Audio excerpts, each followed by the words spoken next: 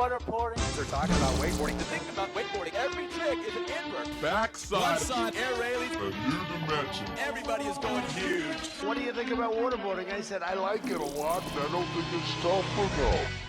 All right, we're going to do this. Welcome back to another episode of the Grad Matters podcast. Today we got Alex Aulbach. How you doing, Alex? Good, thank you. Yeah, doing great. Was riding good this morning, and yeah, back in the States. Sun's shining, getting my tan on, and yeah, love it. Great to have you, dude. So we're at yard sale for those who aren't aware. A lot of riders down here, so I thought it'd be a good idea to get some Euros on, some people that are typically further away. So how much coffee do you drink, Alex? A lot. I went to Starbucks this morning, got a venti iced flat white.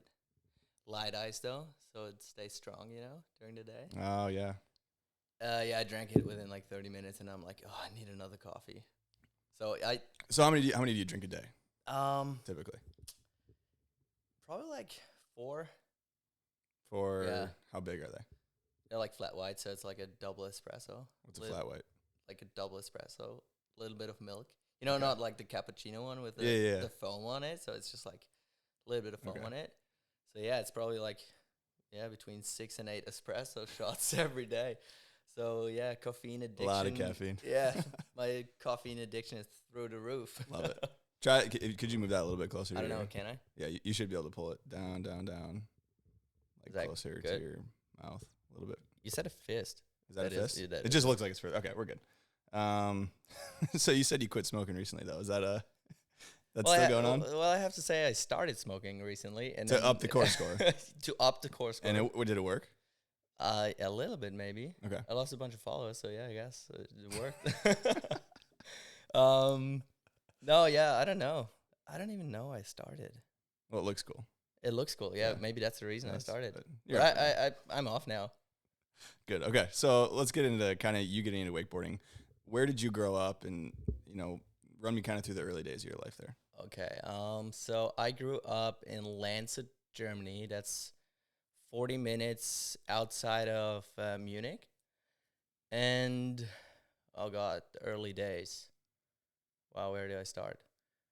I think I need to start at the very beginning. Like, I learned how to walk with a hockey stick on a putting green at the local golf course. So that's like one of my first memories, like with sports though. Yeah. All I can remember is just sports.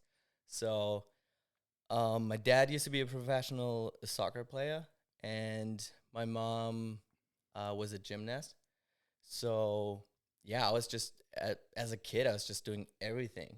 Like, I was really bad at soccer, so my dad was not too happy about that. But I started playing hockey when I was 3 years old. And then I was playing, in summer tennis and golf, of course. And I thought I would turn pro playing hockey. And then I was really good. I was fast on skates and stuff, but I was just not the tallest player. So when I got checked, I was annihilated. I was getting wrecked.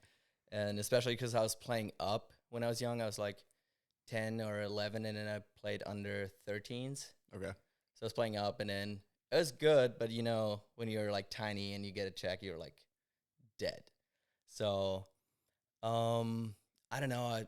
My parents got divorced during that time. So it's really hard for them because I have 2 other siblings. I have a sister, an older sister, and a younger brother. And it's really hard, because I had practice like 4 days a week, and then on the weekends I had the games. So I just saw my parents like struggling a little bit with just like picking me up from school, bringing me to the ice rink and stuff, and then sorting out my other siblings' lives at the same time. So I was just like, I don't know, I kind of lost a love for it, I guess. What age was that when you kind of I think like happening?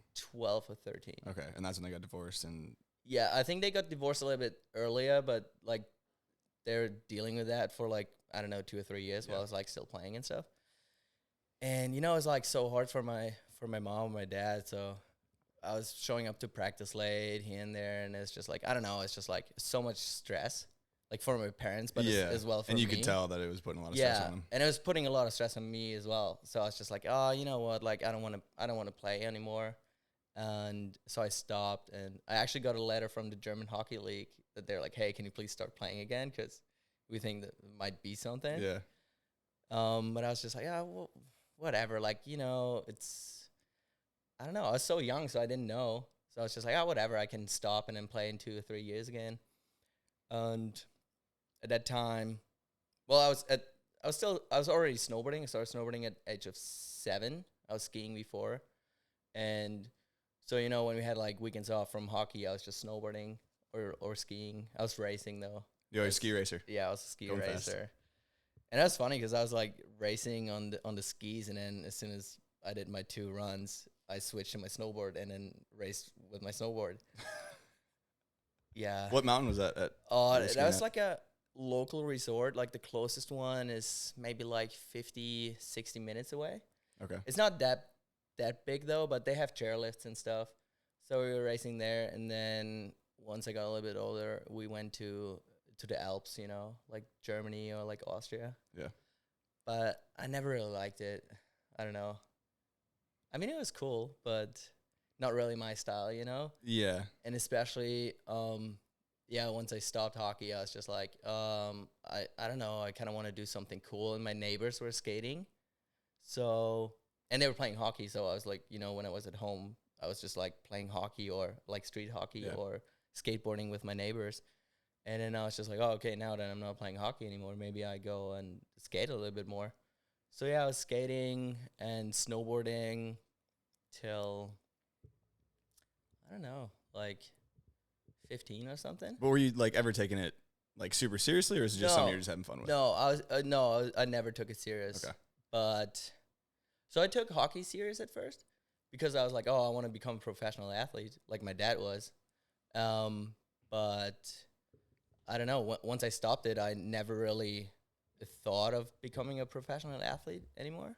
So once you stopped playing hockey, you didn't ever pick it back up again? Is that Oh, I started recently again, like 2 years ago. okay? And But like you like never got into like competing? No, ever again or not whatever? anymore. No. Okay. So, no, I was just doing it for fun, and then I was snowboarding a bunch, and we were actually hitting street rails and stuff with my friends in the winter, and I got sponsored.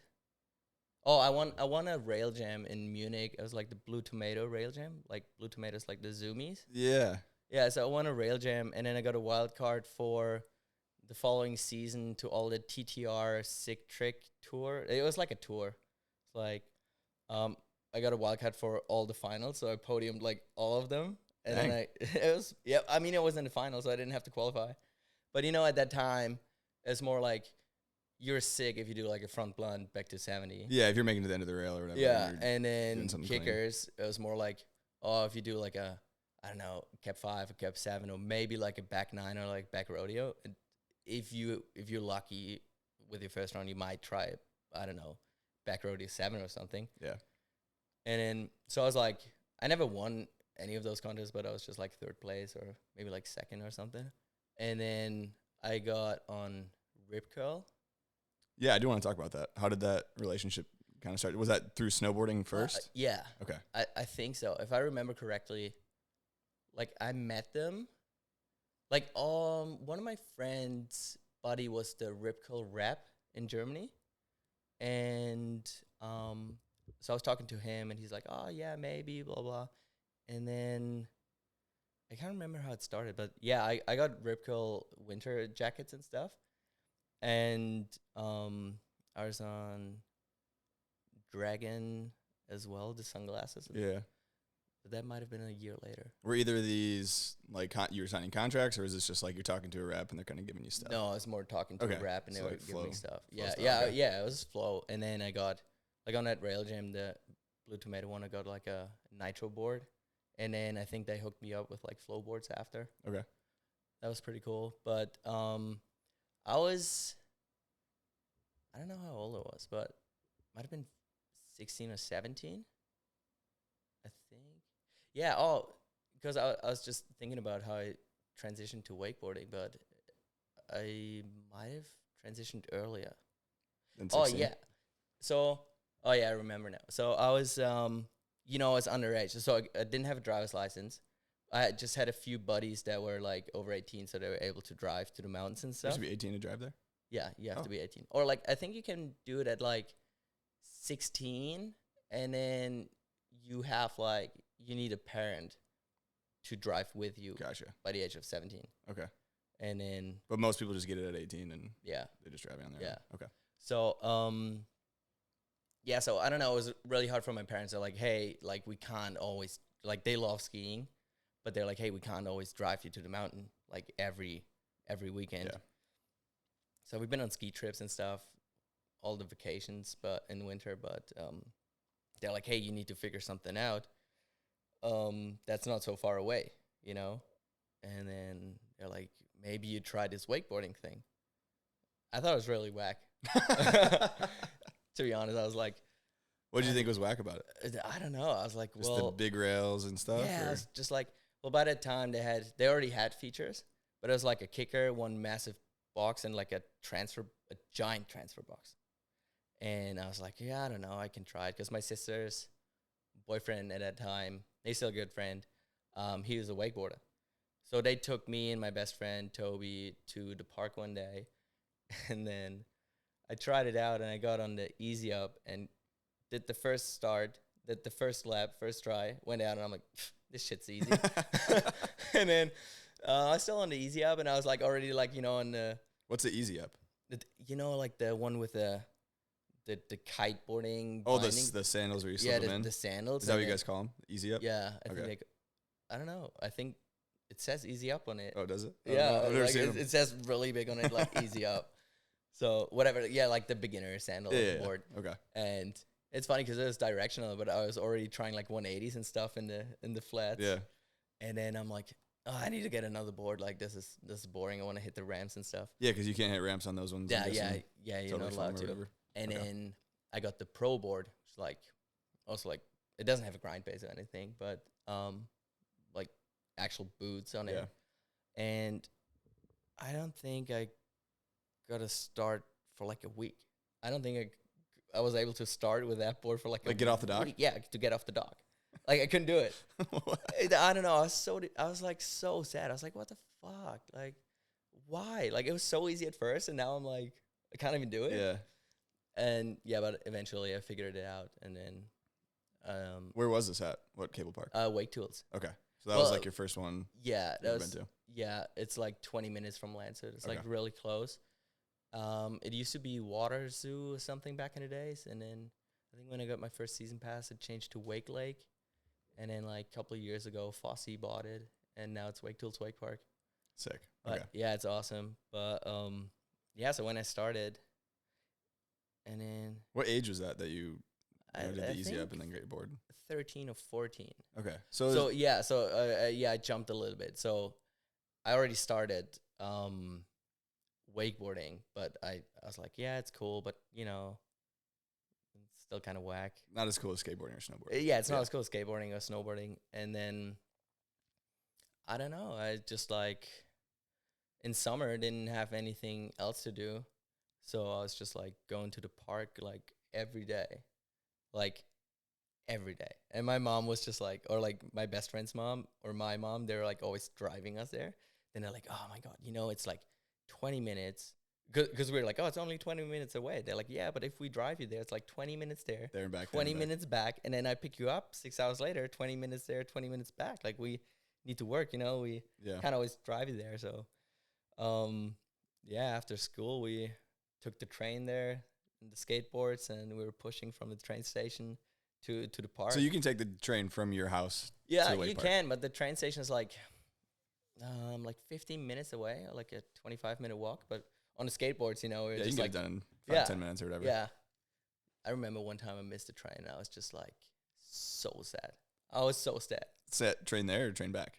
Train there, the train back, I would be like, I don't care, you know. But no, the train there, I was just like standing at the train station, the train just leaving. I was just like there, and it's like, well, I'm not that old. It's not before we had phones, but it was just like there was no WhatsApp or anything. I Yeah. was like, who do I call now? I was like, I'm at the train station. So how's the train system work? You just get like a pass and you can just take trains all over, or like I have no idea how that works. It's just like you can buy like a day pass, and then you can go within your state. I think it's called Bavarian ticket, which is like Bavarian ticket. So it's, I think back in the days it was like 15 euros, and then all day you can just take the train wherever you want. Okay. But I think because we were still in school, it was maybe, might have been like €3.50 or something. For the day, just to take. No, not for the day, just for the one trip. Oh, the one trip. Okay. Yeah, like it was really cheap. But yeah. So you start your wakeboarding at Wake Tools. When do you start, transitioning from snowboarding and skating more into wakeboarding? I think that was, so after that one snowboarding season, which was probably my best snowboarding season, getting on Flow, Nitro, and Dragon Rip Curl. The following season, I don't know, like, I had no chance. Like, no chance. Everyone's chucking doubles. And I'm like, all right, here I am. I don't even live anywhere near to a mountain to practice that. And I'm like, yeah, I don't think I can keep up with those guys. They ride like every day, like for hours, and just like, so I was just like, whatever. And I didn't ever plan to like turn pro. I was just like, I thought on it, but I'm like, I don't think I can make it happen. And then, I just started wakeboarding more and more, and like every day. Like, what age is this? Like 17, 18? Yeah, like, 17, 18. Okay. Yeah. And so when do you finish school over there? 17 or 18? Like high school or whatever? I think it was, my last year at school was at 17, because my mom, she's a teacher now. She is at the school right next to it. So I had the driver's license, so I was able to drive with my parents. So I just drove myself to school with my mom in the passenger seat. It was so funny because I was the coolest kid, because I was just like drove to school.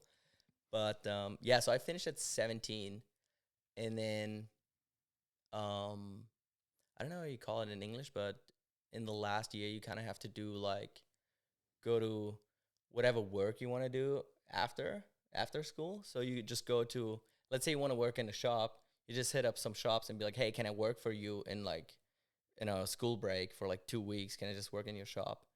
And you had to do it from school. Okay. So they told you like, It's like part of your class or whatever. Yeah, it's part of your class. Like, you have to go and work in whatever business you want to do after school for like the whole school break. So I did that at Wake Tools at the shop, because by the time Wake Tools only had the shop at the park, but they didn't own the park yet. Okay. So I was it was like a pro shop at the park. Yeah, it was like a pro shop at the park. So I was just like, if I just work there, then I can wakeboard all the time. And so I asked Fosse. It's like, yo, can I work for you? And he's like, fuck yeah. So I was just working there. And then I finished school right before I turned 18. And then, well, there's two sides of the story. I'm saying he offered me an apprenticeship at his shop, but he tells everyone that I asked him. But I'm pretty sure that they asked me, because So they don't have to pay you that much. Yeah, for the school For the part, right? apprenticeship, yeah, because Okay. you still go to school. It's like a business school. So you go to school. I think it's like a 3-year apprenticeship, Okay. or like 2.5 years. And the first year you have 2 days a week in school. Yeah, I think 2 or 3. I don't know, 2 days, I think. And then the rest you're at the shop working. Okay, so you're doing 2 days of classes and then for the rest of the week. Yeah. And then the last 2 or the last 1.5 years, you only go to school 1 day. So, and the rest you work. So I was like always at the park. Are you getting paid then, or is it still? Yeah. No, okay. so you're getting paid, but it's just like, it's not a lot. Like, I don't know. I think you get like $800 or $900 or something. Okay. But everyone pretty much gets the same. When you're in that business school. Like per week? No, it's not per week. How much is it? I would still do it if it was per week. Yeah, that's true. That's a lot of money. No, per month. Okay. Yeah. So, but I think everyone who's doing that business school, like that apprenticeship, like, doesn't matter what business it is, they always get like the same. Okay. Like, it steps up. I think maybe the first year is like $750 and then goes like to $850 or $950 or something. Yeah, it was cool because I was still living at home, and so I didn't have to pay rent, didn't have to pay for food. I got like $800 or $900 every month, and I'm like, And you're probably riding a shit ton at this point. oh, Like, it's riding. so is much. this when you really start like Yeah, kind of turning it on? I guess we're like, all right, snowboarding, skating were fun, but like, yeah. I think I can really do something with wakeboarding. Kind of. I never really took it too serious. I was just like, I mean, in the back of my mind, I always had the dream to become a professional athlete, but I never thought it would have been wakeboarding Yeah. or would be wakeboarding. So I was just like, I don't know. I just enjoyed it so much. Riding with all my friends, in summer, it was insane. It was so good. And especially Fossy's the man, like, so when I was working, it was like, let's say it was raining or something and the shop wasn't busy. He was like, what are you doing? Go ride. So I was just like, Love that. so I was just laughing, I was like, oh my God, my boss makes me ride.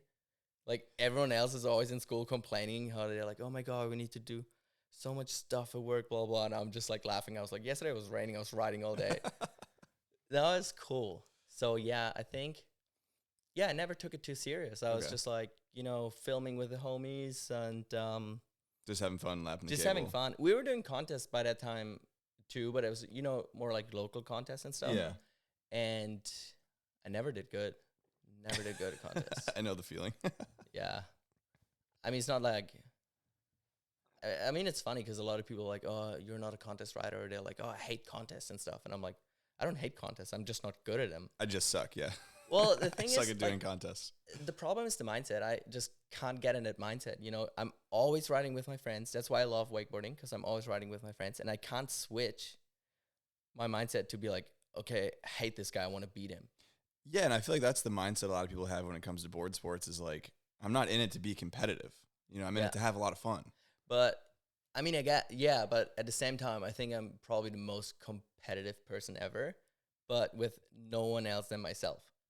Gotcha. Like, I love when, like, my friends, like, today Pedro was slaying down. Like, he was insane. And would I be mad that he probably beats me? No. I was so happy for him because it was so sick.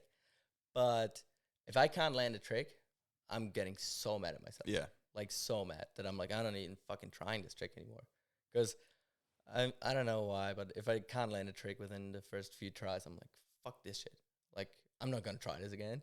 And then next day I come back, land the first try, and I'm like, see? Could have done it. Could have done it. But, okay, yeah. so in those early, like, as you're, kind of working in the apprenticeship with Wake Tools, are you getting any attention from, like, any sponsors? Are you getting hooked up at all? Like, kind of walk me through that.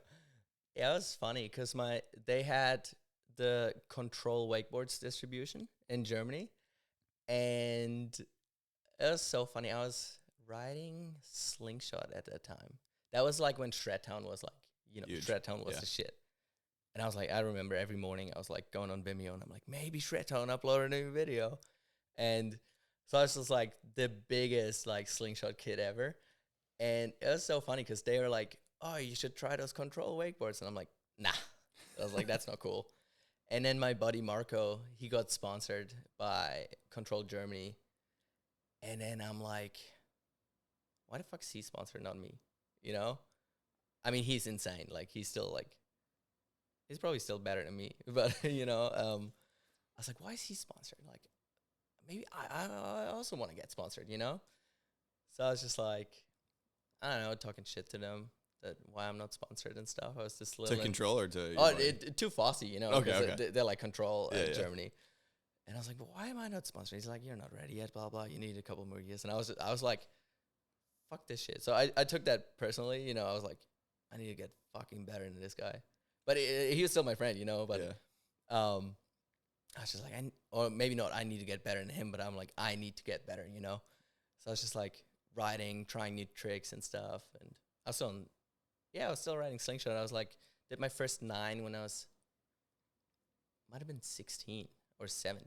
I think I did my first 9 before I even worked for Wake Tools. Yeah. I was like, what the fuck? I'm throwing down 9s and I'm not getting sponsored? Like, come on, boys. And then, well, I have to say, like a 900 was pretty dope back in the days, Front 9? Switch front 9? Yeah, I was kept 9. Oh, yeah. But I was like, Tony Hawk did it, like I'm Tony Hawk on water right now. I'm doing 900s. But I don't know. Yeah. So I can't remember when, but like, I think a year later, they're like, okay, Alex, here's a board. And I'm like, oh my Control? God. Yeah, Control. Okay. And I'm like, oh my God, finally I get a board. and I hated it. I didn't like it. Well, I mean, it's it was a really good board, but at that time, Nico and all those Liquid Force guys, they had the pipe channel already. Yeah. And the control board had the opposite. So what is it? Convex. Yeah. Yeah. So it's the opposite. So I'm like, I can't lock into like handrails on a nose press and stuff. I was like, fuck, I had such a hard time doing that. But then the board itself was great, like awesome board. I think it was called the Supreme, or no, I was writing the blueprint, the same shape, but one was just foam, one was wood. But the following year, they came out with the RM, the Railmaster. Yeah, I was like, oh my God. Did it have the concave or whatever? No, but it was just flat. Okay. So I was like, but it was stiff as fuck. I was like, God damn it. Maybe not okay, the so- Railmaster then. No, it was so funny because I was like, yes, finally have a board. It's called the Railmaster. Like I can finally press on like round features and stuff, and then it's stiff as fuck. And I'm like, God damn it. It's like, why are you guys making my life so hard? But So you're getting hooked up with the control. How long Yeah. does that last? Sounds like 2 seasons for sure. You got a board from them each season or whatever. yeah, so I think it was 2 seasons. And then, we were just like doing contests and stuff, filming. And then Fossey, like we had this gang. It was Marco Gradl, like Insane Rider, and then Nico Kautzner. He's like from a cable like 45 minutes away. He's one of my favorite riders. Like his style is insane. He did tricks. Like I recently watched his last video part, which was like, I don't know, 8 years ago. And he's doing tricks that people right now would be still Stand up today. So it's him, me, Fabi, another buddy. He's a filmer now. And then Fossey was like, hey, because we've been all like hyping up Shred Town. He's like, why don't we do like a video project?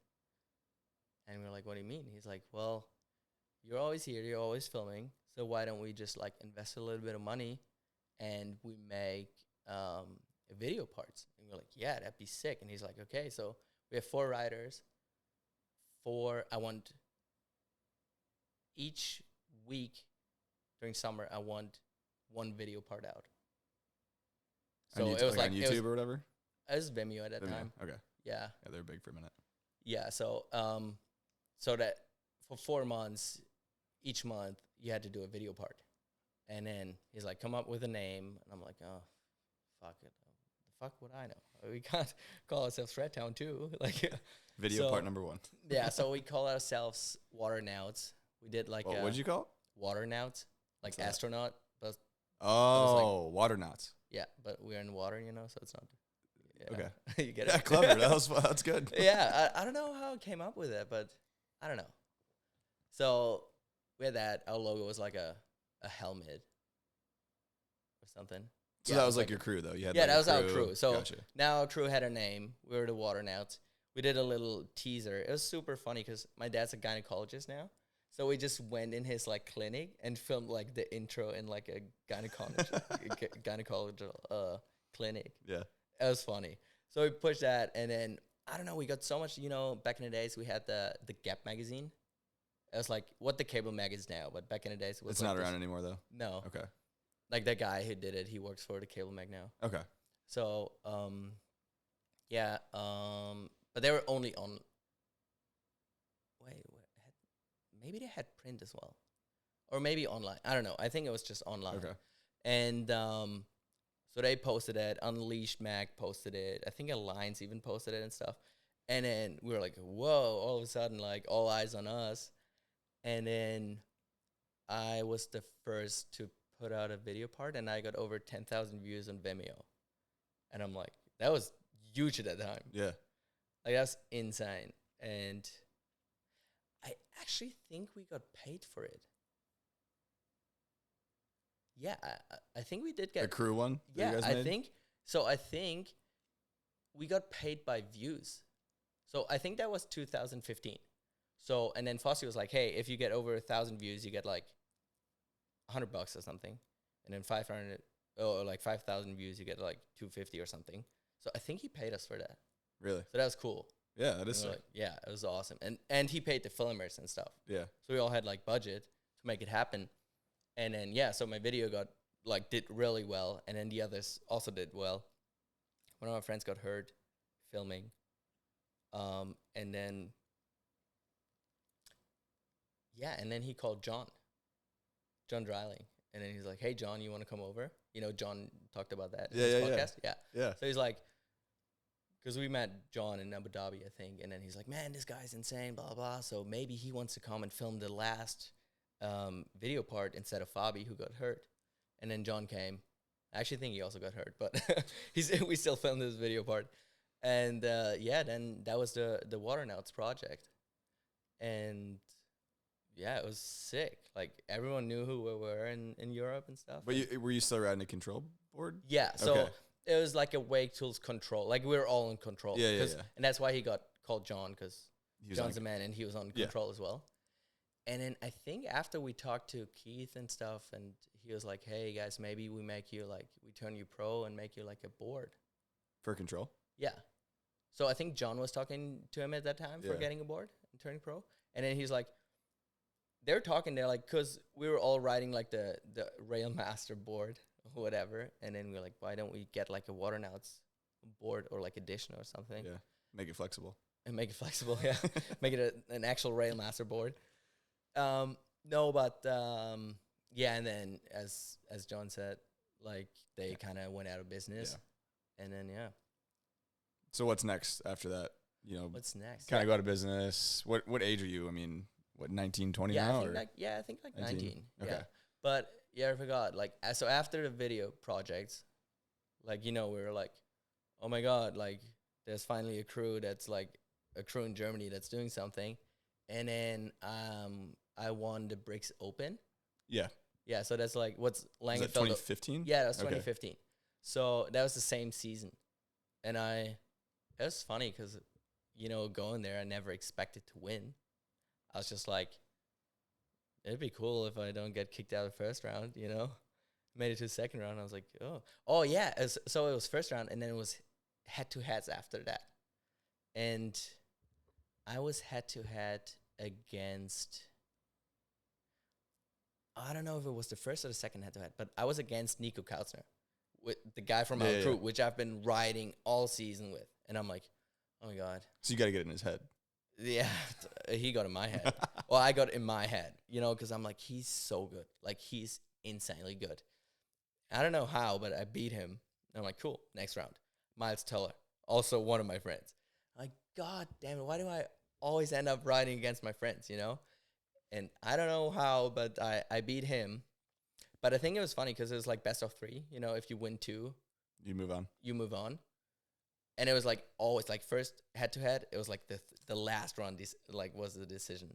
It always went to the third one. Yeah, it always went to the third one. And I was like, oh my God, I was riding so much. And I was in the super final with Dom Gers, Benny Tremmel, I think, and maybe Nico Kasper, the guy from Duisburg.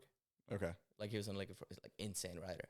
He probably dropped one of my favorite video parts. It's so sick. So I was up against those guys, and I'm like, oh, and Maurice Prior was in there. He was on Monster when he was a kid, Slingshot on Monster. And I'm like, So it's a pretty stacked finals. pretty stacked finals. Yeah. And I'm like, whoa, fuck, what do I do here? And then You pull out the 900 is what you do. no, I didn't. That's why I won. Because first time I was riding smart in the contest. Like, usually I would do the 900. I'd go all in, you know? And then I had some sick hits. And like, I don't know, I got like switch backside 270, pretzel 2 or something. Then I did there was one air trick in the contest. I did a front flip revert with a missed grab, I think. Nice. And then I motor tower. I think I switched, which if someone switches in a contest round, What do you mean, like revert? yeah, like revert. That's like the biggest no-go ever. Because I'm like, well, then But you did it in one. Yeah, and I'm like, well, plan your run better, like, so you don't have to revert, Oh, 100% right? agree. Yeah. And then here I am missing my grab on the front flip revert, reverting around, and then doing like a pretty big like melon frontside 5. Because I'm just like, you know, like I kind of play it, like I was trying to play it safe. Yeah. Or like I was like, hey, maybe I should land a run, you know, and not just like fall. And I did that, and yeah, I didn't know. And everybody else fell, so you won. No, Dom Gers only fell. So he claims that I only beat him because he fell, and I'm like, well, that's a contest. Like if you, well, I mean, that's yeah. yeah, I'm There's- like, yeah, Yes. you're right. I agree with you, but you know, you're a world champion. You shouldn't fall, right? Yeah, don't fall. Yeah, don't slam then, right? But yeah, so and then we went on prize giving and stuff, and it was funny because I was like, I hope I'm on the podium because they paid $500 for third, second, and first place, and I'm like, I don't care if I win or get second or third. It was the same prize money for yeah, all three? it was the same prize money. That doesn't make any sense. Yeah, I don't know what it. Well, and then first place like gets a ring, Okay. like a pretty dope ring, and I'm like, I don't care, you know, like as long as I'm on the podium, I make $500, right? Yeah. And then, yeah, fifth, fourth place, I can't remember, and then third place, I also can't remember. I think it was Benny Turnbull, and I'm like, damn, I'm on the podium, fuck yeah. Second place, I don't know, someone else. And then I was just like, everyone like turned around and looked at me. And the feeling was crazy because I was like, I think, like as I remember it, I didn't hear anything. I was just like, when I realized that I won, I was just like, no. I was like, no, I think you guys did a mistake. Like, there's no way I won. And then I was just like, you know, going up there and I was just like, no fucking way. I just won a contest. That's insane. Got a ring. Got a ring. And I was bummed because I got $500. It's like, what the fuck? Like the one time I win a contest, I get the same money as like The other two guys. Yeah. I was like, fuck. Is that the same year? So you did Wake the Line. When was that? So that was the following. So That was next that year. was next year. Okay. So that was because we did all the videos, the water Nauts, Yep. and then I won the Bricks Open. And then they're like, okay, now all eyes on me. Like, fuck, I'm the rookie that just put out 4 pretty cool video parts and won the biggest contest in Germany. And I'm like, fuck, okay. And then over winter, Control was like, yeah, we're out of business. So here I am having the best season of my life, and then boom, I don't have a board sponsor anymore. And I'm like, fuck. And then, because I was working at the shop, Fossey was like, hey, I'm sure we can get you a board from, I don't know, Liquid Force or whatever. Yeah. Or you just ride whatever we have in our shop because we have demo boards and stuff. And I'm like, oh, I don't want to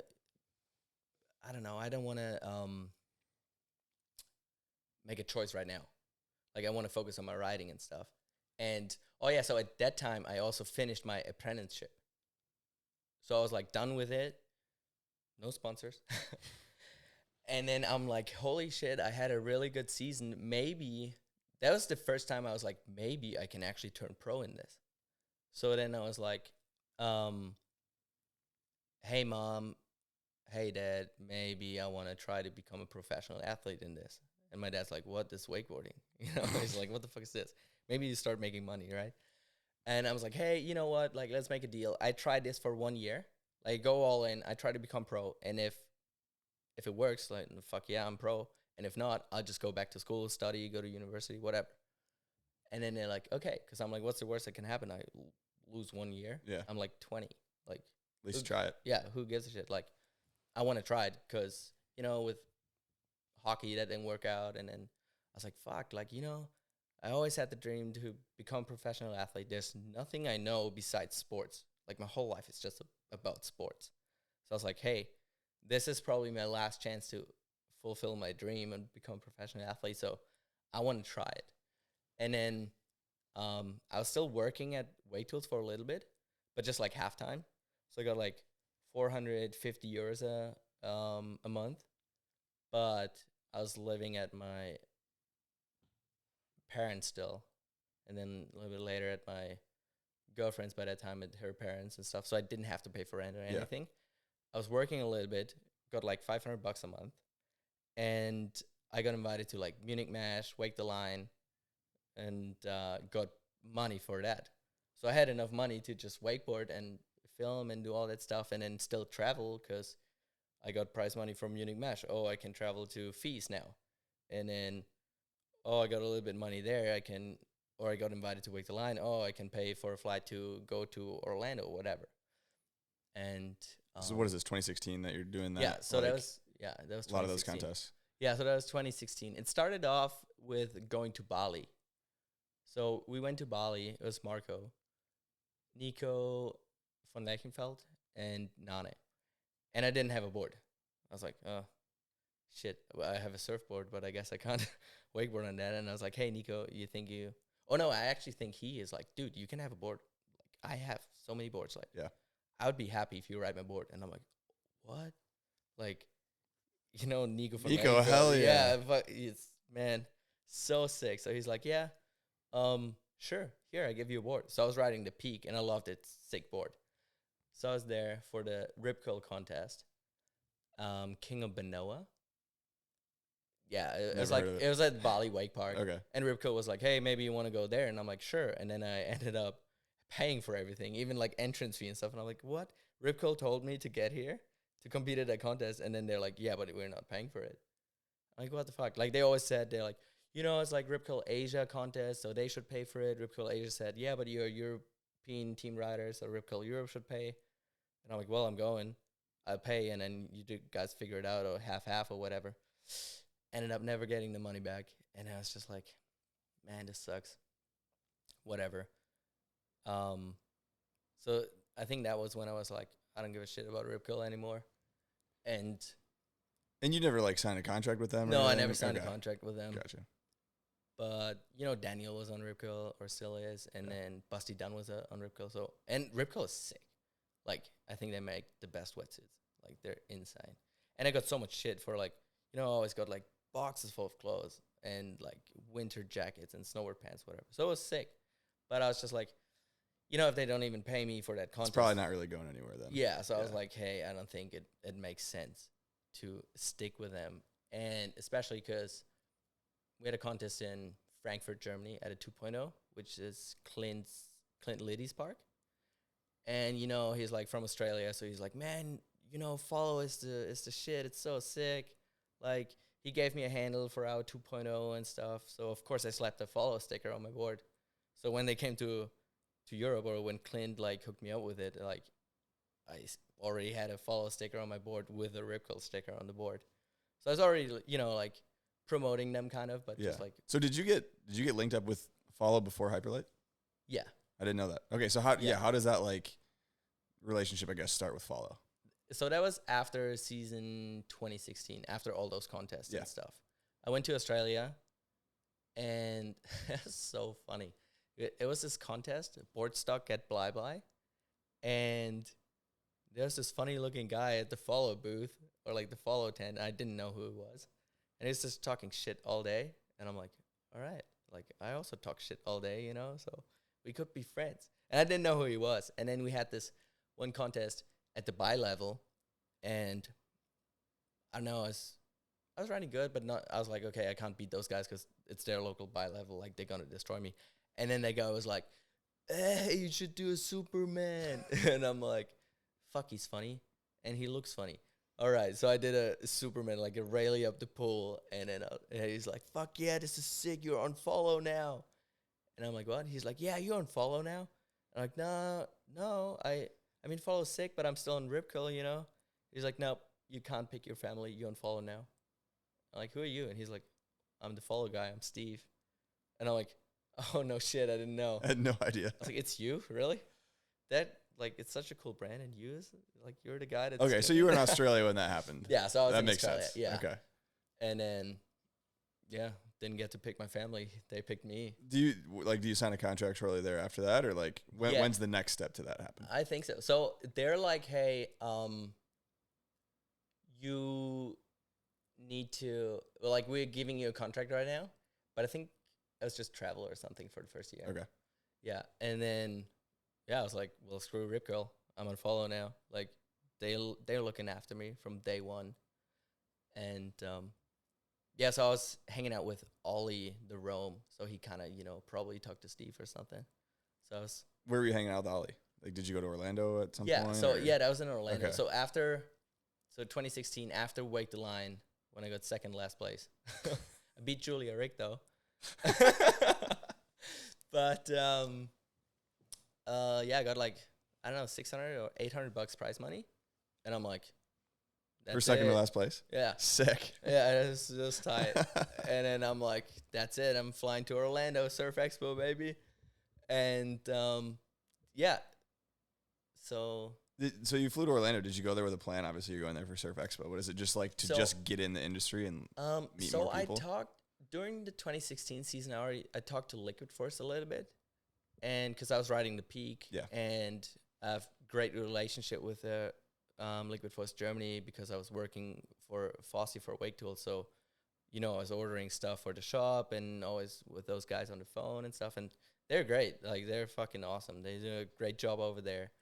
So they offered me something, and then I was just like, you know what? Like, I don't know. Like, I don't want to deal with this right now. I just want to wakeboard or focus on my season, on the 2016 season. And then I was at Plastics that same year, 2016. I talked to Jeff McKee. So he's like, oh, hey, Alex, I saw your board's black. Because I just spray painted it, so everyone knows I'm not sponsored.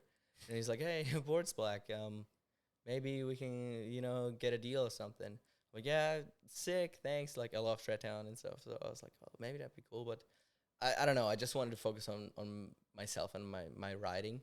And there were no, like, hard, concrete, like, solid contract offers. It was kind of like, hey, maybe we'll start giving you boards or whatever.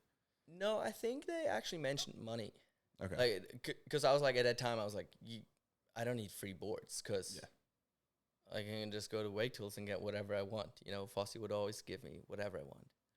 And I need money, like I need, or at least something, I need to pay for flights. I need to, need money if I want to be a pro. So if someone offered me like just boards for free, I'm like, I don't know. Like, especially if it's only like free boards, let's say like a national, like let's say Liquid Force or whatever, Germany would offer me that. I'm like, hey, I think I'm taking away someone's spot because you want someone to promote that brand in your region, like in your country. But I'm already going to fees, going to, France, or going to plastic playgrounds in England and going to like Orlando and stuff. Like, I'm not that often in your country or like your territory anymore. So I think I would take away someone's spot or like someone who would benefit you more in that region. And as well as like, I don't need free boards. I need money for flights. Yeah, I'm Mr. Worldwide now. I'm all I'm a world traveler right now. What do you mean? I need miles. I don't need free boards. I need the miles. But and then Wake the Line. I was riding a Hyperlite board, the Wishbone, also spray painted black. And I actually think they asked me. They're like, hey, you want to be on Hyperlite? Blah blah. You're riding Wake the Line. Hey, you're the only. I think I was the only Hyperlite rider there, maybe. And then they're like, maybe you don't want a black board. And I'm like, nah, I'll still ride my black board. But, if I do a method, they still know it's a Hyperlite board, Scratched right? up on the bottom a little bit, yeah. And then they're like, hey, maybe we buy you a flight to Orlando so we can chat at Expo about something. Because they wanted a rail rider, or like they wanted a park rider from Europe. The best would be a park rider from Germany, and the best would be a rail rider because, it was the end of Nick Davies' career. So they're like, oh, we need someone young. Yeah. And Germany is the biggest market. The park and rail would be, that's where park riding goes. So, and there was this little kid, Alex, that's doing like Wake the Line, all those things. And so they're like, hey, we get you a flight. We fly out to Orlando, and let's have a chat at Expo. And I'm like, nah, I'm good.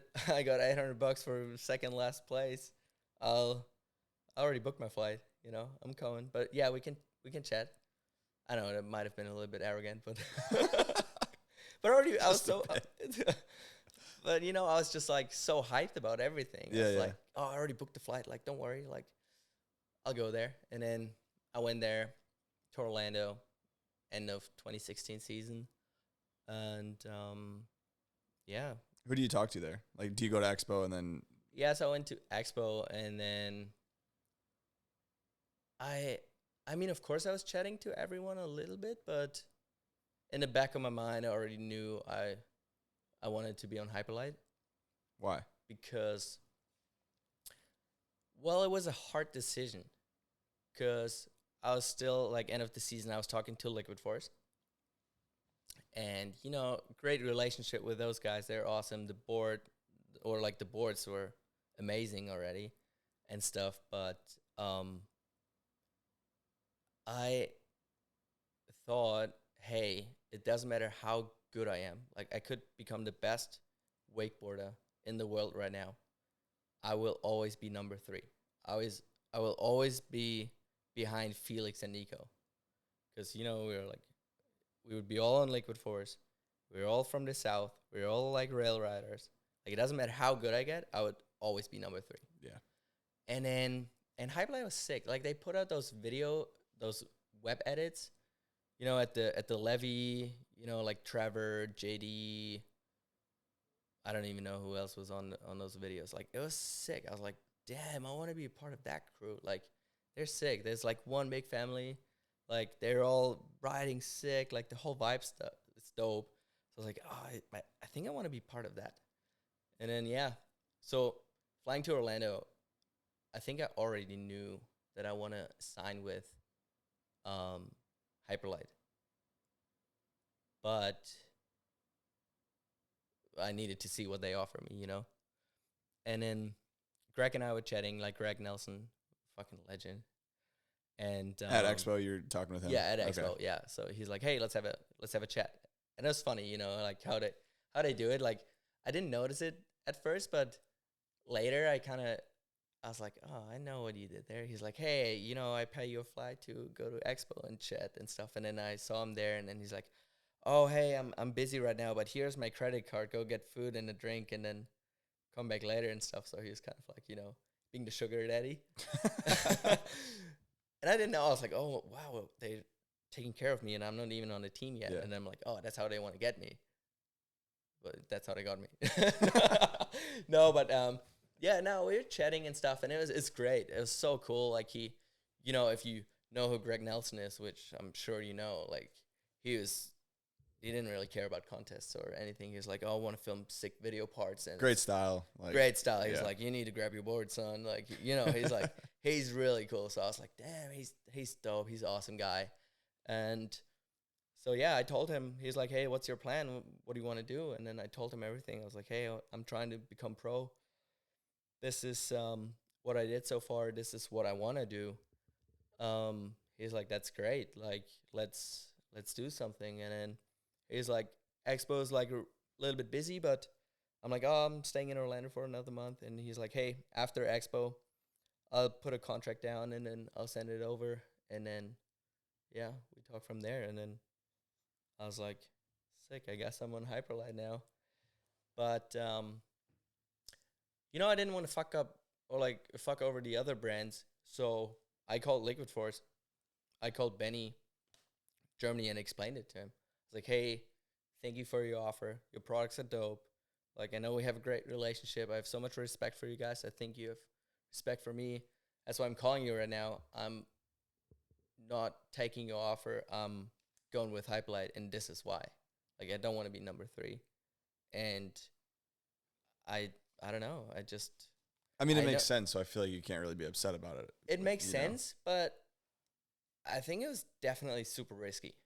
Because Liquid Force is such a big brand in Germany. Like, yeah, they're huge. Biggest, and I know how it is to work with them, and I didn't know how it was with Hyperlite, Yeah, taking a chance. So it was definitely a risk, but, the reward was higher. Or like I thought the reward was higher. Well, I mean, it definitely is now. It definitely is. So, but yeah. So you get the contract, start getting paid. When does the talks of getting your own board start? Because I know you're riding that highlighter color. No. The highlighter board was the second season. Okay. At first, I got the Union. Okay. I was riding the Wishbone. So 2016 season, after I broke my peak, I was riding the Wishbone like that. Well, I guess it was kind of like a highlighter board, but I put black spray paint on it. But no, I was riding the Union. And I love that board. It was so light. It was like foam with like 2 bamboo stringers or something in there. And so he sent me a contract. And he's like, and here's boards. And then he sent me the Union and like 2 different Unions, pair bindings, whatever. He's like, try out the system boots. but here are also the Team X boots, whatever. I got so many boards. I could have opened my own wake tool shop, I guess. And then the contract, yeah. And then, so I was riding this board for 2 months, I think, when I was in the States. So November, December. And then I flew back to Germany, and of course we couldn't ride because it was snowing. And then we had the Deep Board. It's like Surf Expo, but in Germany. It's more about really big boats and stuff, but there's like this one hall about like wakeboarding and like water sports and stuff. So Hyperlite had a booth there. I was there, and Greg also came. And then, you know, it was more chill because he wasn't really that busy. So we were just chatting all the time and stuff. And then he was like, "Hey, Alex, what's your goal? Like, what do you want to achieve, you know?" And then I'm like, you know, I want to become a pro, but now I already got a contract, so I think I'm heading the right direction, and I would love to have my own board. Like, all my favorite riders, they all pros, they all have their own name on the board, and yeah, so one day I'd love to have my own board and stuff. And then I'm like, "You think it's possible?" And he's like, yeah, I think so. And then I was like, I know it's not going to be right now. I know I need to prove myself. I'm new to the team. We need to work for a little bit so you know how it is to work together and stuff. And then, so at that boat show, the highlighter board came out, like this bright yellow Sharpie thing. And I'm like, no way, that's the Union. I was like, oh, God damn it, I have to ride a highlighter board? Like, it's not my style, you know? I was all like black and white and, you know, not bright yellow. Not so loud. And then I was just talking to him. I was like, hey, one of my friends, really good friends, I grew up with him, like, skating and stuff. Like, he's an incredible artist. Like, he's a musician. I think he just dropped his new album, so dope. And I'm like, hey, he's a designer. He's a designer for BMW. That's his job. Wow. Yeah. So I'm like, hey, why don't you work with him on graphics for next year? And I didn't even say about my board. Just in general. I just said, hey, maybe work with him. Like, it'd be cool. Like, he's got good stuff. Yeah, he got super good stuff. So, hey, maybe you can work with him. And then he's like, hey, Alex, why don't you design a board with him and just send it to us? I'm like, what do you mean? He's like, well, just go sit down, work on your graphics, and just maybe we can do a limited edition. And I'm like, whoa, that'd be sick. By that time, I thought like a limited edition would be like 10 boards or something. Yeah. And then, so yeah, I went back home, started designing a board with him. Took forever. Took like 6 months.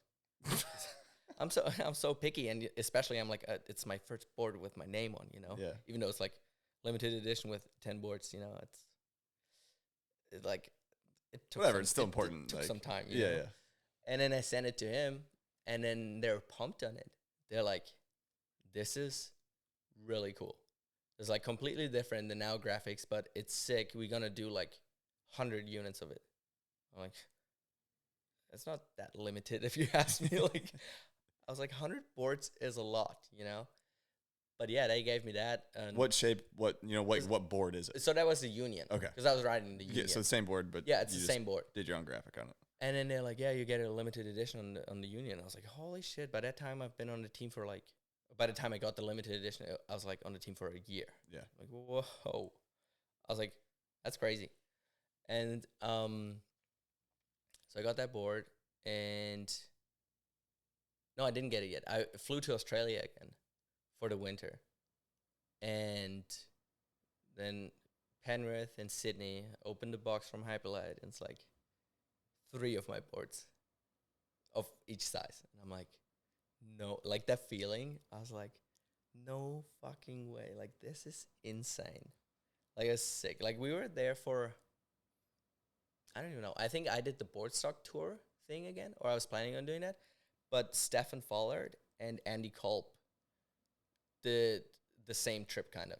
They're like shooting something for the Cable Mac. And then they're like, hey, why don't we just go together? So they took me under their wing, and they're like, okay, you rookie, you go with us. So I had the opportunity to shoot pictures and film with Stefan and Andy. And I was like, holy shit. Like, 2 of the best in the game, you know? And I'm just with them. It's just us 3. So yeah, we were shooting stuff, and I was just like, no way, this board is insane. But that's the first year the union was not foam anymore. Like, it was all wood. Yeah. So when I got it, I was like, it was kind of see-through, and I was like, that's not foam. I was like, you guys gave me a wishbone? They're like, no, the union is all wood now. And I'm like, I liked it, but not as much as I liked the foam one. Because I never really snapped boards. So I was just like, I don't really need wood. You know, I need like maybe 2 or 3 wood boards, foam boards like a season. So I was like, that's not a lot. But I liked it. It was sick. And then I flew to Melbourne, filmed like the little video with Aaron Petty.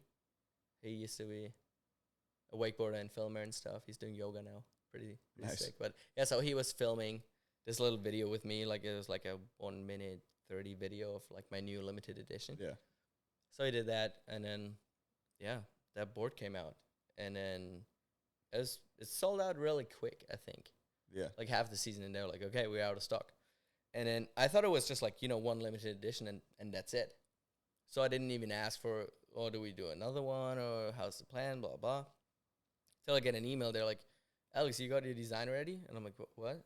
They're like, yeah, your design for your next board. And I'm like, I didn't know I get one. They're like, yeah, your first one did so good, we give you another limited one. And I'm like, oh, god damn it. How do I get another design out of my head, I was just like, fuck, I can't do the same thing. So, but I was so happy. I was like, no way. So that second one's still on the same shape though. Yeah, same board. It was still the same shape. Do they up the numbers on it a little bit? Like, yeah, I think it was like 50 more maybe. Okay. I think it was like 150 or something. Gotcha. If I'm correct, like, I think. Yeah, like 150 or something. So I did another design. Did it a little bit more myself, but Marvin, the guy I did the first board with, he was still helping me a lot, and I think he probably did like, okay, maybe he did 80% and I did 20, but I did a little bit more than on the first board. Yeah. And then, yeah, that went super well. And yeah, so that went super well. And then we had the European dealer meeting in the Netherlands, I think. And Tommy Curtin, he's the product manager of Hyperlite. He was there, and we were just chatting, and I was just like, hey, the union, such a great shape, but I think if we, like, how I saw it, I was like, hey, the union is all wood now, as well as the wishbone. Like, I don't think it makes sense to have 2 boards of the same shape with a wood core in the line. Like, it's the same board. Same thing, yeah. So it didn't really make sense to me. So I was like, hey, what if we take the union, make it a little bit skinny in the middle, change up the pipe channel a little bit, make that a little bit wider so it's not as aggressive, change the outline a little bit, make it a little bit more flexy, blah, blah. So it's just like an updated version of the union, but it's still kind of like the union, but it's not too It has similar. more differences that. Yeah. So it set makes it apart, sense. So yeah. you're like, okay, this is a little bit softer one. This is the union, and this is the wishbone, like Graham's board. And then he's like, yeah, that's a great idea. But no, we keep the union. And I'm like, huh? He's like, and then he said the sickest thing I ever heard probably. He's like, Alex, I think you're ready. I think you can get your own board now. And I was just like, I actually think I said no. Actually, he's like, yeah, I think you're ready. You can get your own board now. I was like, no. I was like, no. That's not what I want. I want to update the union because I don't think it makes sense to have the union and the wishbone with the same shape. He's like, no, you're ready. Like, you get your own board, but we keep the union. I was like, no. I was like, wait, what? He's like, yeah, I think we can turn you pro now. Yeah, Like, get your own pro model. Yeah. So why do you think that Greg wanted you on the fast track? Like, usually it takes longer than that to go from getting on to getting a pro model. Is it because they really wanted someone in Europe that was a rail rider to represent Hyperlite to sell some more boards over there? I mean, like, why do you think you were on such a fast track to make it happen? Yeah, I don't know. Good question. I don't know. I need to call those boys, but I think there's a lot of factors that play in that. So I think, yes, they needed a rail rider, a park rider from Europe. The limited edition boards Did well. did really well. and I think they liked my idea of a shape. And a lot of riders, they're like, "Oh, I want a pro model, and stuff." And I told Hyperlite like one day I want to have one, but I didn't tell them. I was like, "Hey, I want a pro model now, blah blah, and maybe this shape." Like, no, I went to them and I was like, "Hey, I have an idea for a shape. I think this would make so much sense to have in our line." And then I don't know, it might have been like a 5-minute decision for those, but they're like, "Oh yeah, that's great. This is a great idea. You're a pro now. You get your own board." So I don't know, like. I was blown away, and then he's like, "Hey, right now we're gonna call our shaper, Aaron." He's like, "We call him right now, and you tell him about your board, and then he can draw it up, and then Whip one up. we work on it." And then we called him. He didn't answer. He was pooping, I think. So how'd you come up with the name, or did you come up with the name, or? Yeah, I did. Where's the inspiration for that? It was funny. So I wanted to call the board the Aesthetic. And That's a hard word to spell. Yeah, that's what Tommy said. Tommy was like, "Yeah, Alex, we can't do it because most Americans don't know how to spell it, so they can't Google Hyperlite." That's a good point. That's a really good point. Yeah, it was so funny. I was just like, I didn't think of that. Okay, so he's like, "You need another name," and I think on my phone when they told me, "Oh, you get a board," I like every time I saw a cool name or something popped up in my mind, I wrote it down. So I had like a bunch of words, so like names for my board. And I think, I don't know, I don't think pleasure was in there. Or might have been pleasure. But no, it was like Aesthetic, and then I think I had like album or something, because it's like, I thought it was like an album, like I'm a rapper and I'm dropping my album. No, not like this, but more like a picture album. Yeah. Photo album. That's how I saw it. But I don't know. And then flew to Seattle, shaped it, got my first prototype, flew to Orlando, and tried the board out. And the second I hit the water, I'm like, I have so much fun. This has to be called to pleasure. Like, I'm like, this was the first feeling I had when I went on the water. I'm like, this pleasure. Like, this is what it's all about. This is what my riding is. Like, I'm only like, I only want to have fun on the water. If I don't have fun on the water, I'm not riding, Yeah. So I'm like, this is what it's all about. Like, it's all about having fun. Like, it's all about having pleasure, right? And then I told them, I was like, "Hey, I want the board to be called to pleasure." And then they're like, "No." And I'm like, it's like, what? They're like, "It's too sexual. We can't name it to pleasure." Yeah, what's the graphic on it? On the top of the 2022 one. It's just all black. It's just all black, because I'm like, okay, it's a new shape. They're like, "Hey, don't go freaky on your graphics." And I'm like, I never went freaky on my graphics. You guys always go crazy on graphics. I always wanted like pretty clean and simple. Stuff. So simple. So I was just like, oh, I want it to be called to pleasure. But that was like, they said no, so it's too sexual. So I was like, please, like pleasure is such a cool name, and it's like, it's not sexual. Like, maybe but it can be, but it's not exclusively. It's like, "Oh, nice to meet you. Oh, what a pleasure." Like, pleasure to meet you. Like, it's not that sexual, So then they're like, okay, because I'm like, yeah, Europe, like no one sees it that sexual and stuff, and especially we had a snowboard magazine, or we still do in Germany. It's called Pleasure Magazine, and that was the first magazine, board sports magazine I ever had, was a Pleasure Magazine. So I was just like, maybe my first board. It's such a pleasure to ride. Like, the Pleasure Magazine was what got me into like board sports, I guess. Full circle. Yeah, so I was like, it has to be the pleasure. So I was begging them. I was like, it needs to be called to pleasure. And they're like, okay, it's going to be called to pleasure. And then I'm like, well, now I need graphics. Here we are. So I was just like, I went all black.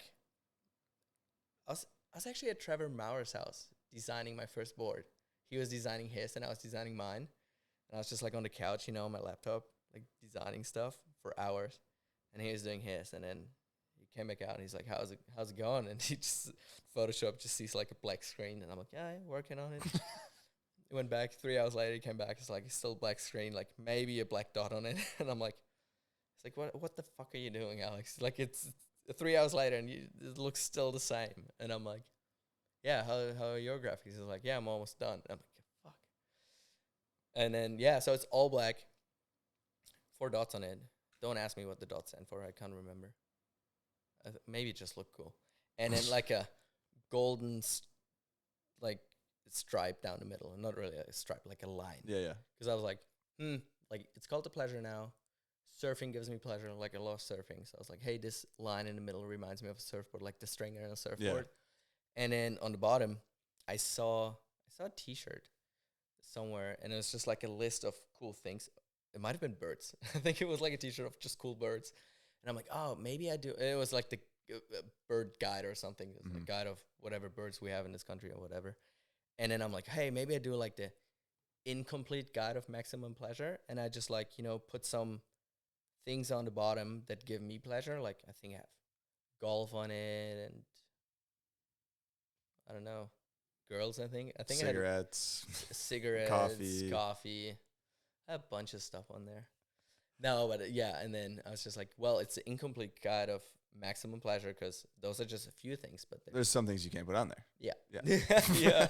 Because then Hyperlite would call me that, like, Alex, it's too sexual. No. And then, so that board came out, and... What that was, 21? Or 20? No. What year do we have right now? It's 23. 23. 22 was the one with, like, the duct tape on top. I never had a board with duct tape on top. That's what it looks like. Yeah. No, wait. What year is it? So I'm riding 2023 right now. That's my 6th board I made. So it's the 4th pleasure. So that was 2020. Yeah, so the pleasure came year. out 2020. Yeah. Yes, exactly, because 2019, I blew my knee.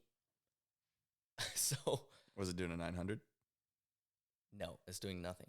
So I was in Australia because we already shipped the board. Design was done. I'm like, okay, I'm going to get ready for the season again. I'm going to, get ready for the season. I'm going back to Australia, riding, and it was the best I ever rode. Like, because I was so pumped. I was so motivated, I was like, this is so sick. I was riding the pink bottom board, the Second Union Limited. And then, I was in Australia for 3 months. Came home. I was like, this is it. This is going to be my season. I'm getting my board. It's going to be. Oh, no, the board came out the board came out a year later. So 2020. But 2019. Like I was in Australia beginning of the season. So, I came home March 2019. Already riding for 3 months. I'm like, this is it. I'm on it. Like, this is dope. Flew home to Munich. Next day, went to the park. It was still super cold, like full suit and stuff.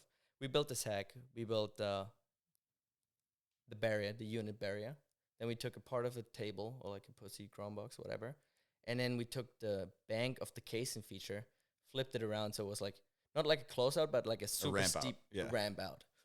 And I was doing that, and it was nice. It was only like me riding, I think.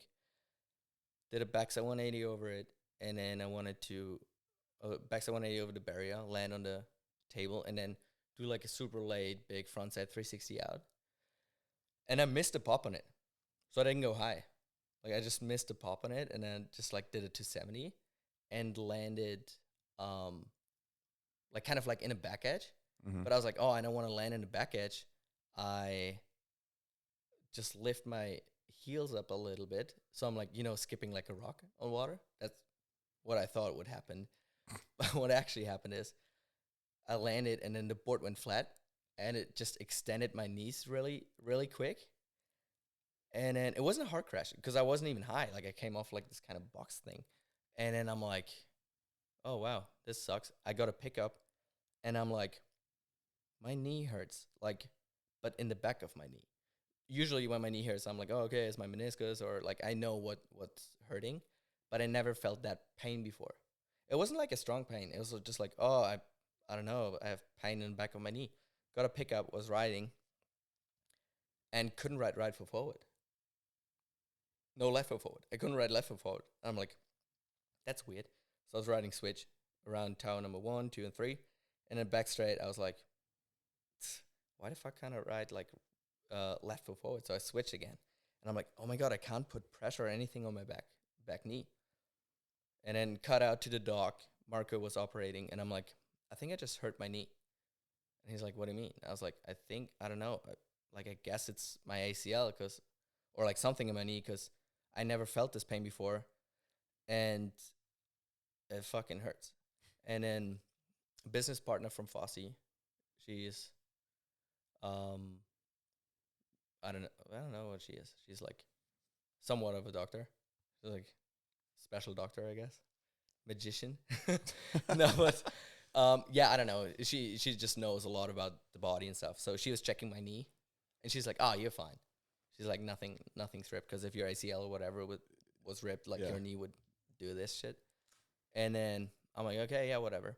She's like, "Yeah, just chill today." And then I was like, "Cool." Went home. And I never really felt that much pain. It was like chill, but I don't know, at night, like the pain didn't go away. Like it was, but also not really getting worse. And then when I went to bed, that's when it got really bad. Like it started hurting a lot that I couldn't sleep. And I'm like, fuck, okay, now I'm a pro wakeboarder. I need my body to work, you know?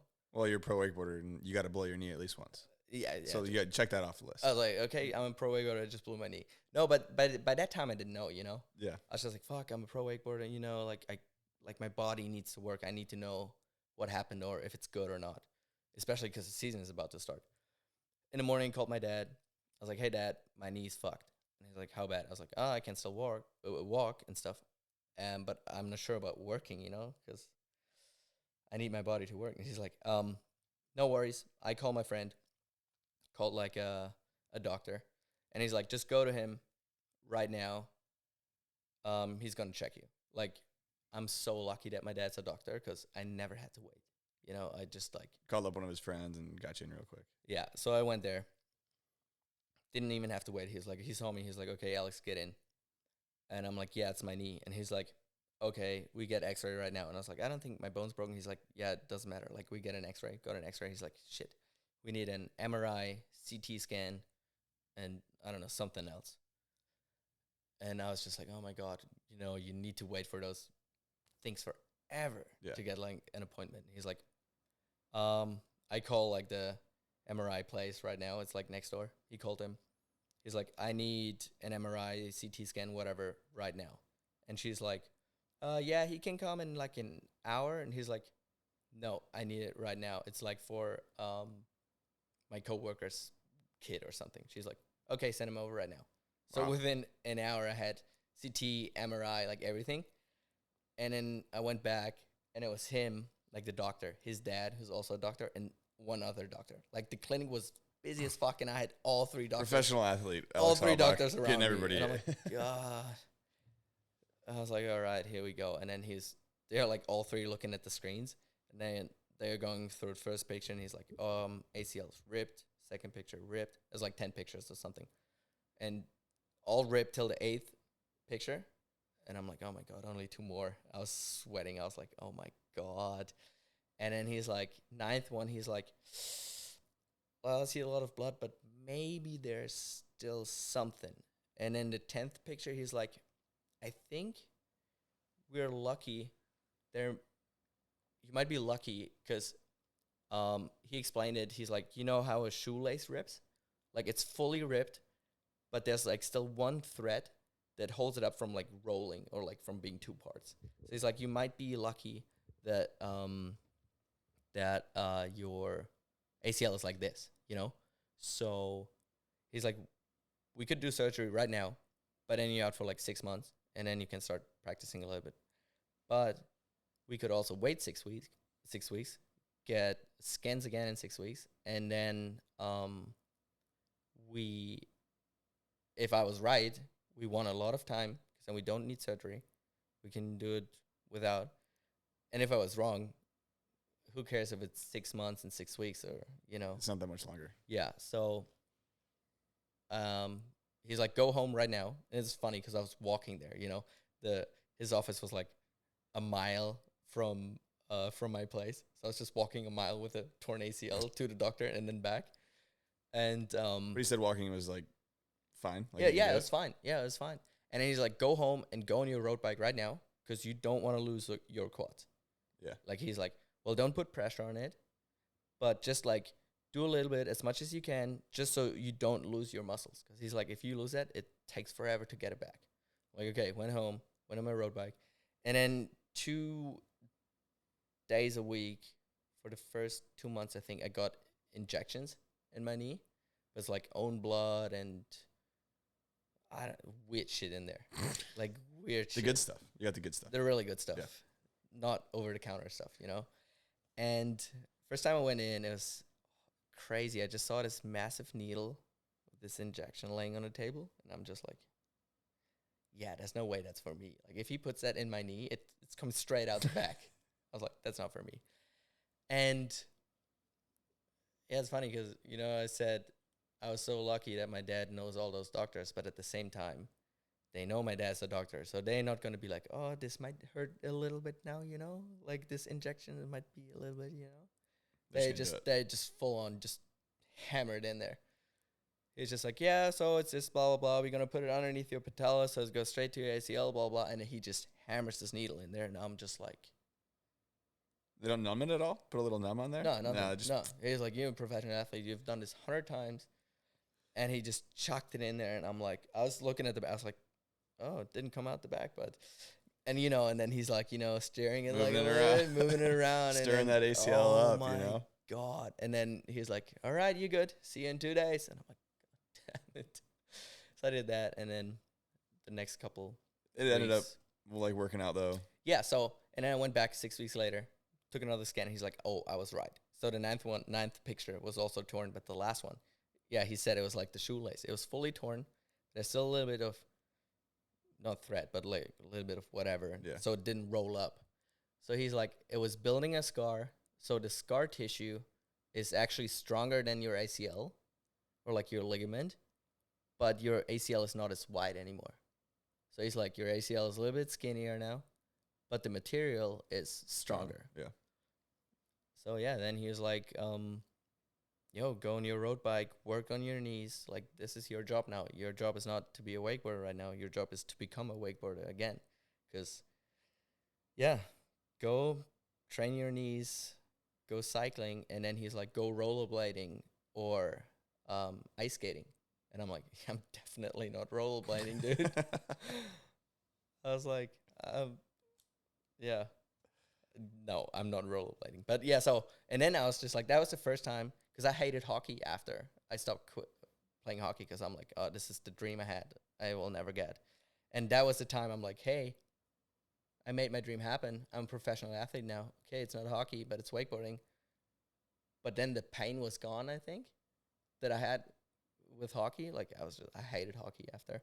And then I'm like, okay, bought skates again. And I'm like, I just went ice skating and not playing hockey. I just Skating around, you know, in the morning with all those doing some triple axles. no, nothing. I was just like, you know, just working on, just work on my knees and stuff. And then, I was on the water again after 4 months, I believe. But just like CTI hooked me up with a knee brace. So now you're really a pro wakeboarder. I'm you got a knee really brace a pro. I got a on. knee brace with the graphics of my board. Yeah, I mean that's. I'm like, Doesn't get any better than that. I'm like, now I'm super pro. Yeah. No, but I went back, and it was funny because the first time I went back riding was at the team shoot of my first pleasure board, and I'm like, Greg, I can't promise you that I can ride. You know. Where was this team It was shoot? in California. Is that VIP? Yeah, Velocity? VIP. Yeah. Okay. It was in Sacramento. What was the one? When did you guys go to Mexico? Was that 2019? The year before? Mayan Water Complex or whatever? That was 2018.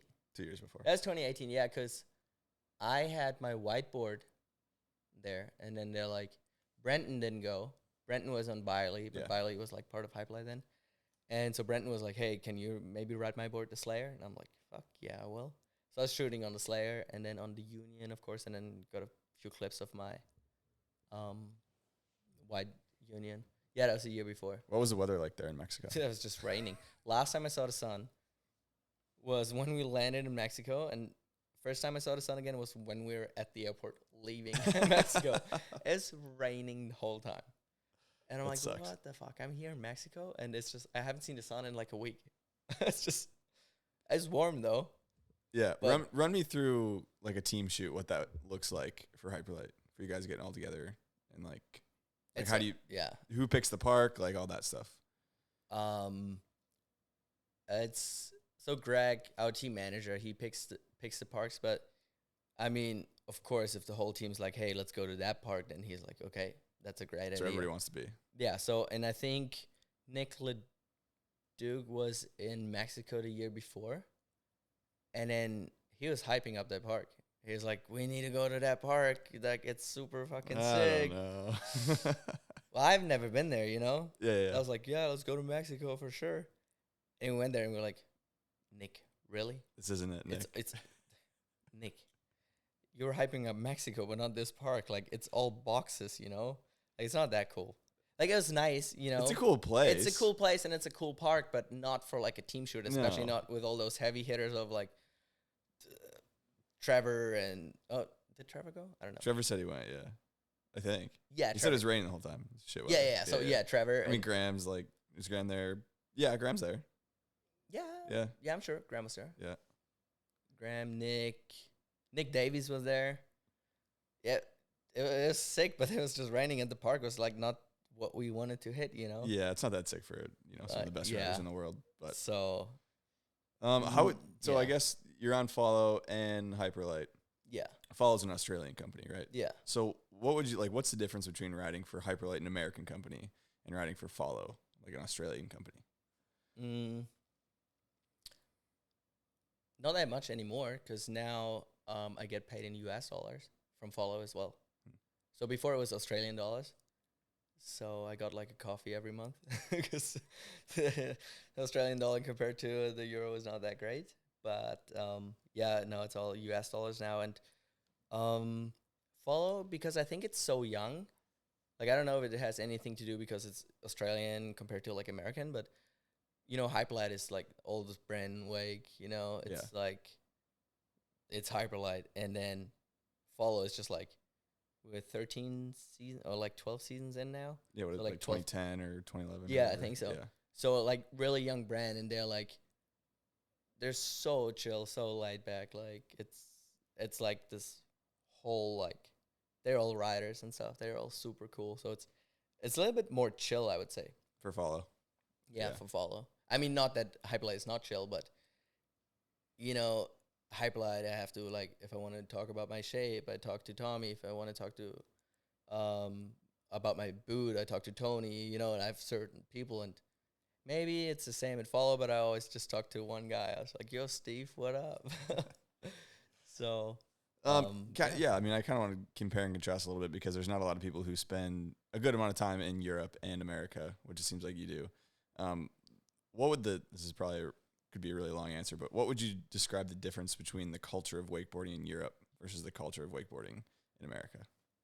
oh, it's so different. It's so different. Like, I mean, the sport here is based on boat riding, and Europe, it's not. Like, Europe is based on like in cables. Like, I don't know when they built the first cable, but when Bruno started like the first cable, it was like they weren't really riding boat. Like, maybe a few people were riding boat, but right now it's really hard. Like, there isn't really a boat scene in Germany, or like, I mean, of course you have like a few of the Italians that ride boat and stuff, and we have a few boat riders in Germany, but you maybe have like two or three lakes and 2 rivers you're allowed to put a boat on, and it's so expensive. Like, you couldn't afford it. Yeah. Like, gas is probably twice as much as here. Like, it's so funny, everyone's complaining here about gas pricing. We're like, well, now you're almost at our regular price, you know? Way back when, yeah. Yeah. But no, so the culture is like, I mean, you know, our legends in the sport in Germany are like, you know, Benny Sues and like, yeah, all those guys. And your legends are like, you know, Parks and Byerly, you know, like boat based guys, and ours are like all cable. Yeah. And yeah, I think Do you guys look up to like the American riders? Like, is Park still like a big icon over there as you're coming up, or are you guys really kind of focused on Europe more so than? I mean, the American scene? Our hero was, maybe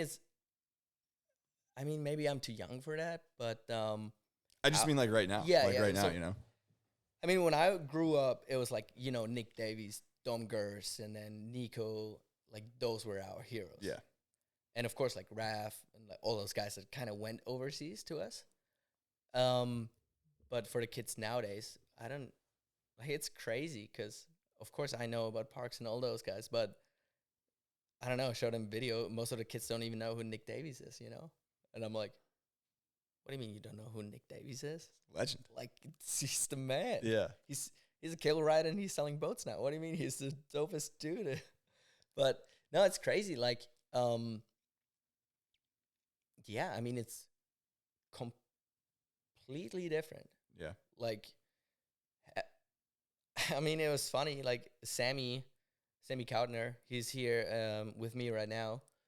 It's his first time in the States, and when we landed, we went straight to Raf's movie premiere, and then we went downtown after. And then I'm like, "Yo, this is Corey, Tunison." And he's like, "Who?"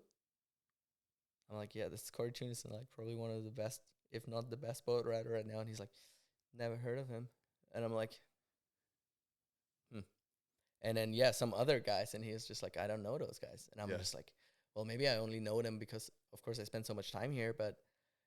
And Sammy, he's ripping. Like, he's so good, and he knows about all those cable guys and stuff, but he doesn't know anything about boat. Yeah. So the kids in Europe right now, they're like, I mean, of course, they know Gunther, and they know Gunther rides boat and stuff, but you say, yeah, maybe. I would be so surprised if they wouldn't know who Parks Bonifay is. Yeah.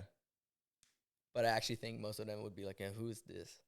Wow. And it's crazy. That is crazy to think about. But I mean, in a way, it makes sense because they're never going to ride boat. Yeah. Like they're never going to do it. So it's like, yeah, I'm not going to watch something I'm never going to do. I'm not going to pay attention to it. But I'm like, yeah, but they were hitting rails behind the boat back in But the yeah, days like too. the pointless crew and stuff, like that's where rail riding like began. Yeah, so. exactly. But they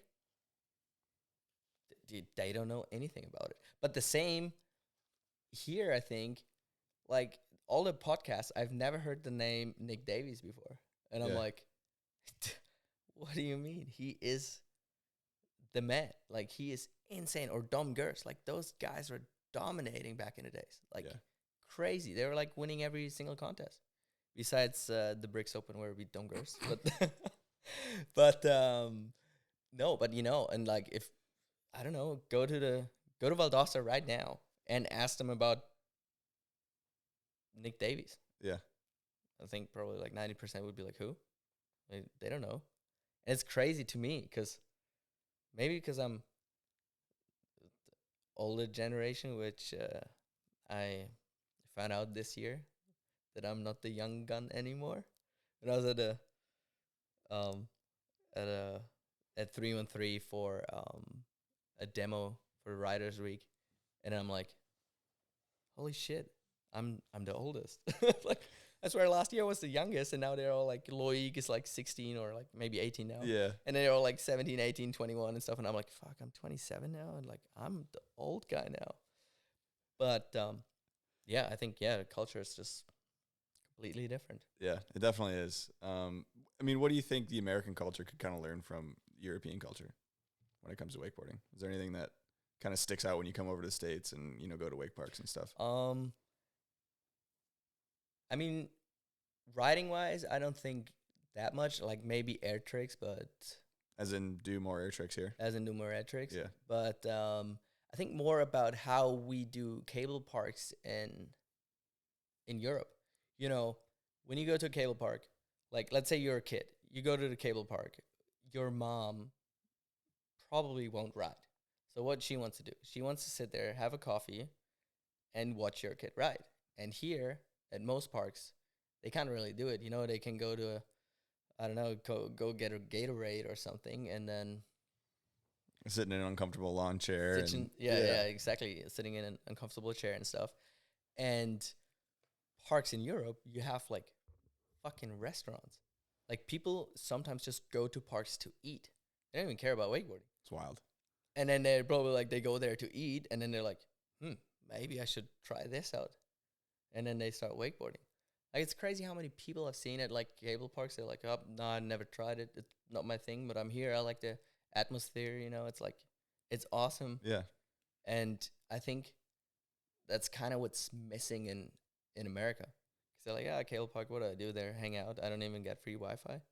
Like, you know, like that's what I feel like it. Yeah, I don't know. More to it, you know. You guys need more culture in general, you know? Yeah. Not just riding, like, What do you mean need more culture? I mean, no, I mean, like, I don't know, maybe I said that wrong, but Europe is just so old, you know? Your country is like, how old, 150 years? I don't know, 1776. Yeah, whatever. Something 20 like years. 203, I don't know, something like that. No, but no, you know, I mean more like more culture, like not just riding, like the whole thing, the whole package. Yeah, I've talked about that with Dan before and stuff. It's like Yeah, the aqua park or whatever, but definitely like a restaurant, give people a reason to go there other than wakeboarding, and obviously the moms and the sisters and the dads, whatever. Yeah, I think that's definitely probably the biggest lesson that America can learn when it comes to cable parks is do definitely more of an all-encompassing kind of situation there. and you need better beer. You don't like Modelo? No, I do. Well, even letting it sit there for an hour no, and a I half know. getting I was like, warm, I so. didn't want to. I was like, should I? I was like, no, wait a little bit. No, Modelo is good, but you know, it's not Bavarian beer. You don't like Natty Light or Busch Light? I actually love Miller Lite. You do? Yeah, I hate Miller Lite. it tastes like nothing. It's just like Do they all taste like nothing to you for the most part? Yeah. Like I don't. It's funny. Like every time, I talk a lot of shit, you know. So every time I'm drinking an American beer, I'm like, oh, this tastes like a Bavarian drank his beer and then peed it out, and then they bottled it up. And sell it here. No, it's good, but I'm actually not a big beer drinker. But no, it's good, but Just coffee. it's good. But you guys have Starbucks, so you know. Yeah, that's true. You spent a lot of time at 313. How many more cables do you think they're going to build? You think we'll get to 10 full-size cable parks there? Yeah, maybe not 10, but I mean, it makes sense. Like, the thing is, from the outside, you're like, oh my God, there's so many cables there. Why do they need that many cables? But it all makes sense. Like, the sport is so new in that country that, let's say, you start wakeboarding, you go beginner, like, whatever. You learn to do it. What's the next thing? You're like, oh, I want to go ride the pro cable or whatever. I don't want to do slow hours, you know? So ride the faster. But if you want to bring a friend who never did it before, he's not going to ride the pro cable. So if you want to get more people into the sport, you need to offer them something, or like you need to offer something for every level. Stepping stones, yeah. Yeah, like step by step. So you have the beginner like that always runs at 26, I guess. Small kickers left and right, small boxes left and right, small inclines left and right, and small pipes left and right. So you can learn everything. And then you have the newest lake right now, the intermediate one. It rides at 30. You have bigger kickers, smaller rail to rails, longer pipes, a little bit bigger features. So you can go learn there. And then later you go to the pro cable with like big rail to rails, big kickers, landing ramps, big banks, mega pool now. Yeah. So, you know, you have you have something for every level of rider. Yeah. So yeah, I think that's great. So yeah, that's why they have 3 cables, because sport is so new. They need something for beginners. And then, of course, if you're better, or like for people that travel, especially in Europe, because it's so easy to travel. So they're like, we need something for everyone. So yeah. What's the vibe and the energy like there? Because that's pretty much a 3-month season. Like, June, July, August, or July, August, September. Yeah, it's like maybe 4 months. 4 months, okay. Yeah. But it's packed pretty much. Yeah. There's always people there. There's so many people there, especially because there's people that only go there to eat food, you know? Yeah, hang out. But it's like an amusement park, you know? It's like Disneyland, I think. but it never really feels super busy because you have 3 cables at one spot. So yeah, it's just awesome, and it's so nice for us too because we were like, oh, let's ride the pro lake, and then we're like, oh, let's go to this lake over there and ride. So it's never super busy at the dock, and of course, the park opens at 9, I think, 9 a.m. Wow. or maybe 10, Yeah. and closes at 10. So you have like 12, 13 hours a day of riding. So it's not like Not everyone's not rushing to Yeah. get in. Yeah. yeah, you're just like, oh, whatever. If I don't ride right now, I'll ride in an hour and like 8 hours, you know? So it's spread out during like the day. So it's never really like, oh, now it's really busy. It's like, oh, it's just like the same amount of people, Yeah. which is a lot, but because you have 3 cables, it's not that much. So It looks like a wild spot. it is wild. Yeah. It is wild. Good parties too. But Speaking of parties, what was your first party like in America? oh, Was it a good time? it was a good time, yeah. Yeah. I was Was it pleasurable? yeah. It was oh man. I don't know if I can say this on the podcast, but it's the land of the free, right? So I can say whatever You I can want. say whatever you want. Okay, good. Good. So, we were in Orlando, and I'm trying to remember who was with us. So it was Taylor McCullough,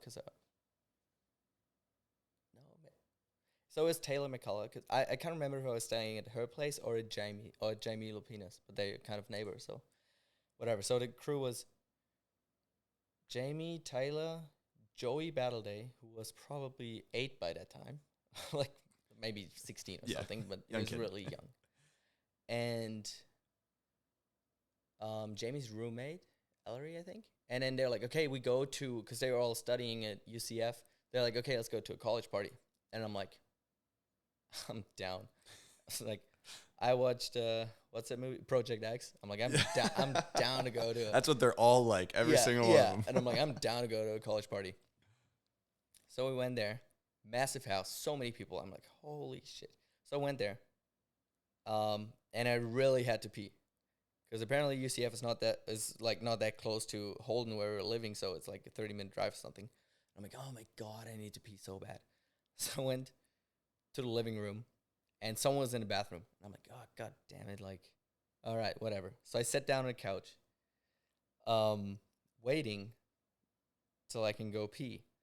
And then 3 girls walk up to me.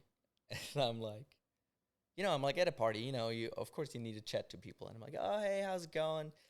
And they're like, yeah, good. Our nipples just hurt. What? That was the first thing they said to me. And I'm like, I was super confused. I was like, did they really just said that? Like, did they really just say that? Like, I'm like, oh my God, no way. Why? They're like, oh, we all just got our nipples pierced. And I'm like, so what do you answer to that, right? First college party, some girls just Yeah, what do you say? tell Alex? you. Yeah, so there's a few options that were going on in my mind, but the one that I thought at that time was the best answer was like, no way, I love nipple piercings. And then they're like, oh, you want to see them? And I'm like, I was like, what is happening? Is this a movie? Am I dead? Like, did we get in a car crash? Am I dead? Is this really happening? So all those 3 girls showed me their tits, and then I was like, what the fuck is happening? Another girl rocks up, and she's like, hey, what are you girls doing?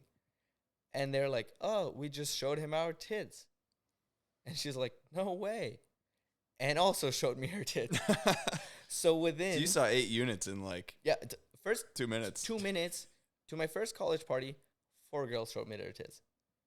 And then door opens. Who was in the bathroom? Norby Vasco. I was just laughing. I was like, Norby, what are you doing here at a college party? I was like, get out. I need to pee. Like, I'm overwhelmed. Like, I don't know. Maybe I already pissed myself. I need to go pee right now. What is happening? So yeah, that was my first So college. did you like America after that? You pretty stoked on America? What are your thoughts? I was always stoked on America. Like, I always thought it was so cool, like the style and everything. It's like, I'm a big fan of America, and I actually thought that I'm gonna move here for a little bit, because I'm like, hey, all the pros are in Orlando. It's never really winter. Like, I can ride all season, or like all year. Yeah. So I was thinking to move here, but I just love Europe so much that I don't know, by spending so much time here, like traveling back and forth, like every year I spent like maybe, well, not during COVID, but I was probably spending like 2 or 3 months in the States. And I like it. I really love it. Like, everyone's so nice here and stuff, but there's just a few things that I prefer over in Europe, I think. Like what? Like coffee. Coffee here sucks. That's why I always go to Starbucks. Coffee and beer sucks here. Coffee and beer sucks. No, it's just like, I don't know. Maybe it's just me, but I just like the food and stuff like way more over in Europe. Like, I probably gained like, I don't know, 10 pounds for the last week that I'm in the States. It's crazy. Like, all the food here is just everything just like full of sugar. And I mean, of course, there's a lot of it. There's a lot of it. It's crazy. Like, oh my God, like, I don't know. I just can't deal with the food. Yeah. And the thing is, like, you eat so much, then you feel so shit. And then, like, an hour later, you're hungry again. And I'm like, why? Like, I just ate so much. Why am I hungry again? You eat again so much. And then, so that takes a lot of money and a lot of energy. And you just don't feel great. And then in Europe, it's just like, you just get the best food ever. And it's, it's funny because a lot of Americans that come over to Europe, they're like, your food here tastes like nothing. And I'm like, well, that's how it tastes. Like, it's just not full of sugar, Yeah. So, not to talk trash, but, I'm sure you can find, like, good stuff here, but it's, like, way harder to. What do you think about Chipotle? Chipotle is good, but it's probably not that healthy either. See, that's weird because I feel like Chipotle, in everyone's eyes in America, It's is like like really that's the healthy. healthy place. Yeah. It's like, yeah, there's no way. Like, no way. Like, yesterday, we went to Panda, and we were like, okay, let's get rice and chicken. What's healthier than rice and chicken? I don't know if that's chicken there. Yeah, I don't I don't know think what it's that is. chicken. It's like, I don't know. But yeah, Sammy was just laughing. He's like, we got rice and chicken, which is actually healthy, but this is just covered in sugar. Yeah. Tastes good, though. It tastes good, yeah. It tastes good. That's the thing. It tastes amazing. That's why I understand the Americans that come to Europe. They're like, it tastes like nothing. And I'm like, Well, man, yeah. it's just half of it is just no sugar. So you have spent quite a bit of time in Orlando specifically. Yeah. Why? I mean, obviously it's kind of like the Mecca or whatever, the heart of wakeboarding. How did you get linked up with Taylor and start staying at her place? And like, why did you keep coming back to Orlando? And why is that something part of your regular kind of schedule? Well, actually, I don't know if it's still the Mecca of wakeboarding. I would, yeah. It might be for boat riding. I don't know anything about that, but cable, it's definitely not the Mecca of wakeboarding. I mean the Mecca in the sense that like, No, yeah, that you know what I mean. That's where the yeah, sports, I and know, like I know. there's a lot of people that work in the industry in no. Orlando. I so. I just wanted to say that because I don't disagree with you at all. all you, or like, not all you, but like a lot of Americans see it still as the epicenter of wakeboarding, and then all the Europeans are like, so you guys don't know what's happening over here in Europe? Like, We got a shit ton of cables over here, guys. 313 and all the events, like, There's people on the shoreline. Everyone's watching. yeah, maybe you guys are a little bit naive. But But yeah, why do you kind of choose to spend some of your time when you're in the States in Orlando? I have a lot of friends here, and it's just like, it is really easy actually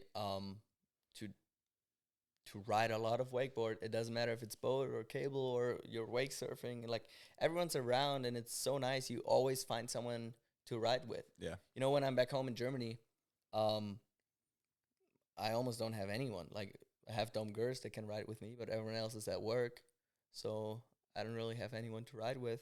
And here, in the morning, I call John, and I'm like, yo, you down? And he's like, yeah. Or like Taylor, we go wake surf or ride boat, whatever. So you always find someone to ride with. Yeah. So that's why I like Orlando so much. And it's not cold, you know. It is always warm. Germany, it's snowing right now. So, yeah. So to extend my season a little bit, I decided to go to Orlando all the time. You know what else you can do to extend your season? Is put on a pair of wake pants. What do you think about those? That's a tough one. Okay, so I think you've rocked a couple pairs yeah, in seasons past. I have. And the thing is, I don't know why. The thing is, the thing is why I put, okay, so I don't know if this makes sense. It maybe does make sense to me, but maybe not. Maybe I don't know. But I like wearing a jacket riding, especially with a hood, because then my ears are warm and stuff. But I don't like how a jacket looks without pants. It's called a Pooh Bear. Yeah. Yeah. Is that what it's called? When you wear a shirt with no yeah. boxers or pants or whatever, it's called being Pooh Bear. Yeah, but that's the Pooh Bear. thing. Like, it's not like that I'm not wearing, like, I wear something underneath, like a wetsuit. So, you know. So I think, like, I'm not the biggest fan of wake pants or how they look, but I don't like how a jacket with a wetsuit looks, or how a wetsuit with just a life jacket looks. Yeah. I think it looks whack. Like, I think if we could only be able to wear a wetsuit, I wouldn't wear a jacket or wake pants. Like, I would just rock a wetsuit. But because we have to ride vests and it gets really cold, so I put on a jacket. I'm like, okay, I'll just put on pants. Yeah. No, I mean, it makes sense. I also feel like it's not a huge deal. I think it's like a No, funny thing to think about, but it's like people take it seriously. I think like, it's so it's funny. not actually a big deal. It's so funny. People get so offended, and they're like, "Oh, the wake pants suck," or like, "Why are you wearing pants over this?" and blah blah blah. And I'm like, "See, you didn't understand the whole sport. You know, the sport is about you can do whatever the fuck you want. Yeah. And now you're complaining about what I'm doing Because I'm doing whatever the fuck I because want. I'm doing whatever the fuck I do. You know, like, it's funny, but Oh, I man. think people should just whatever. I don't know. I don't know how people are wearing wake pants down here right now. It is so hot. Okay, That's got to be ridiculous. So about wake pants, I think you can only rock them when you wear a wetsuit. I think it makes the most sense. It makes the most sense because like hot. it's so hot here right now. Like Yeah. I would ride without a t-shirt, without nothing. You know, only boardies on because it's a summer sport. Yeah. You know, and But it's then you see Sammy ride with the white pants, and those look fucking sick. It looks so So good. But he's also a snowboarder, so he can be like, oh yeah, I just want to feel like I'm on snow. There you know? go. Yeah, true. But- Snowboarding always cooler than wakeboarding. So you did do a little bit of winching in. You had a video called Last Year Now. I think it was on YouTube. Yeah. Yeah. You haven't really done a whole lot since that I've at least seen. Is that something that's going to be a part of your riding in the future, or is it you're kind of sticking to riding park? So the thing is, I really like winching. And so the Last Year Now is just like a recap, but we had this winch project called Rosuchi with Trevor Maurer and Graham Burris. And that was sick. I don't know, I had so much fun, and they pushed me, and I was like, I don't know if I can jump on this handrail. It's like, I don't know, like twice my size, but okay, here I am. Like, let's do it. And then, so it's sick, but then, first of all, it's really hard to find a crew in Germany because everyone's working, you know. We don't really have a lot of pros there. And then when I wanted to do it, I got injured, you know, blew my knee and stuff. And then I was like, oh, if I go straight back to like winching, I don't want to get hurt because then Hyperlite's like, dude, you always get hurt and stuff. And I don't think I was ready. Like, I probably could have winched and could have put out a winch part, but I wouldn't have been happy with it. Like, if I put out a winch part, I want it to be like something I'm proud of, you know. So I have so many spots. Like my Google Maps, I have the sickest spots, but I don't think I was ready yet, you know. Yeah. After the injury and stuff, and yeah, and I mean the most boards you probably sell in cable and not winching. So I thought I need to please my sponsors and just like do all the cable stuff, and then if I have time I can work on a winch edit. But Yeah.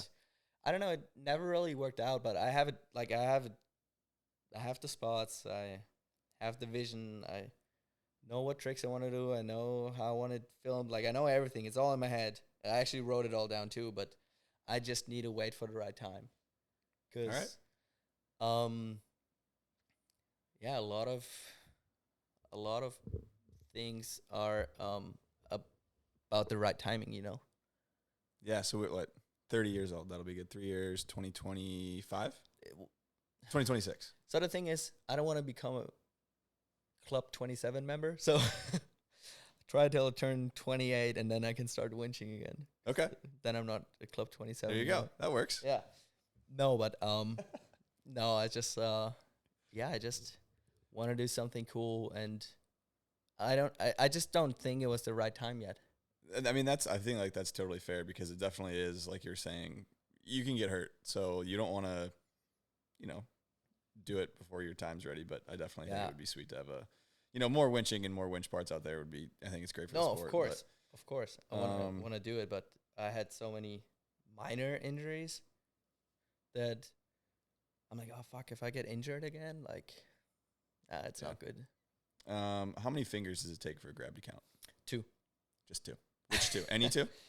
Yeah, any 2. Look, I can grab my beer right now. It's kind of slipping though, but so it's a little bit of a slippery grab. Yeah. No, the thing is, it's so funny. I don't know who came up with it. I think it was like Dom Leak and yeah, I think it was. I saw it in a video. I think that's so funny. Like, we were filming and he was always complaining that I never grabbed, and I'm like, dude, I swear I grabbed. I had the board, and then we checked the footage, and there was always one finger missing, and I don't know why. Like, I felt like I was grabbing with all my fingers, and I never did. Like, one finger was always off, like kind of like this. I was like, I don't know, it was weird. And then he started this whole thing like, how many fingers do you need? And I'm like, well, if it's one finger, it's only a touch, but you can hold a cigarette with 2 fingers, so that counts as a grab, right? So I think at least you need two fingers on the board. Yeah, I would say, probably. Does that include the thumb on the other side, though? No, it has to be like, so two fingers, but one has to be a thumb. Okay. I mean, if you grab it like this, that would be kind of cool too. But then it's more like cool. It's more like a hold and not a grab, right? I get on board with that. I think 3 is good, or the 2. thumb and 2. I like that. Yeah. Dang. All right. I mean, I think we kind of ran through this thing. Is there anything else you wanna talk about? Anything you want to touch on? What's coming down the pipeline for Alex Aulbach in the future? Well, a Vinch video for you. Yep, 2030. No, 2026, when you're 30. That's when it's dropping. The latest. Put that on your calendar. The latest. No, I'm actually planning on doing one next year, next season. Sweet. So I hope that works out. I mean, it all depends on the season, you know. After COVID and stuff, we still need to work a little bit, especially the European season is so short. Yeah. That when the season's on, it's on, you know. We need to do demos, film, do projects and stuff. So kind of run out of time all the time during the season. And then as soon as the season is over, then it starts snowing. It's cold so as fuck, yeah. so I'm like, fuck, now I can't whinge.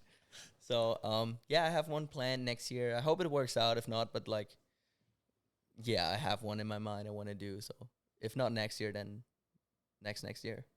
Cool. Yeah. Excited. Anything else? I mean, anything you're working on, or any travel plans that are cool, you know, this off season? Yeah, I'm going back to Australia to ride a little bit and see the Aussie boys again, because I haven't seen them after COVID yet. Like, I mean, wins this year. But yeah, I go to Bali in between because the flights were just cheaper to go to Bali and then to Australia. So I was like, oh, might as well just like surf a little bit in Bali with the crew from Lithuania. And yeah, so we go surf a little bit and then go back to wakeboarding. Need a little bit of time off. My body is done. Yeah. Because I'm old now, you know. So yeah, so that's the plan. Just yeah, surfing a little bit, then Australia, and then spring, I don't know, maybe back to Orlando. I want to go back to Chicago though. Yeah? Yeah. Big fan of Chicago? Well, West Rock. Yeah. West Rock is sick. It is a lot of fun. I love it. That's where I met you the first time. Yep. It was funny. It's a lot of fun. How long did it take me to figure out your Instagram? 15 minutes it felt like. No. It was a long time. It was like 30 minutes. And it's so funny because we pulled up with a car and I'm like, oh, is that the guy from Oh Come On Man? And then we showed up and then just blacked out. I like walked up Never to you. came to your mind again. I was like, I know, this is the guy. And then I'm like, hey, are you the guy from the Instagram page. I was like, couldn't think. It's like of one it. Instagram page. It's like, yeah, I have an Instagram page. I'm like, God damn it, Most why people I'm have Instagram. so stupid. Oh man. Anyone you want to thank, or you know, you got some sponsors, I'm sure. Yeah, thanks to you for the beer. You're welcome. But yeah, Anytime. I mean, of course, mom and dad, or like my family, they're always there for me. My friends, of course, all the homies from back home, or friends everywhere, Orlando, wherever the homies are from. Definitely Fossey. Fossey is the man. Yeah. Without him, probably wouldn't be a pro wakeboarder. And yeah, the Hyperlite boys, Greg, Tommy, Steve from Follow, Max from Swax and Strive boys, and yeah, thanks to the listeners, and Thanks to the listeners. They're the real heroes and out there. thanks to everyone who's wakeboarding or who digs wakeboarding, because without you guys, I wouldn't have a job, and Wouldn't be very pleasurable. yeah, That's for sure. exactly. But yeah, thanks everyone. Yeah. Thanks everyone for tuning in, watching, listening. Make sure to like, comment, subscribe, share, all that shit. You know, a little thumb, all that's good stuff. Yeah, follow us on YouTube. We want more followers than JB O'Neill. Yeah. That's the main goal. Yep. That would be the goal. That'll never happen. All right. Thanks everyone. See ya. Thank you.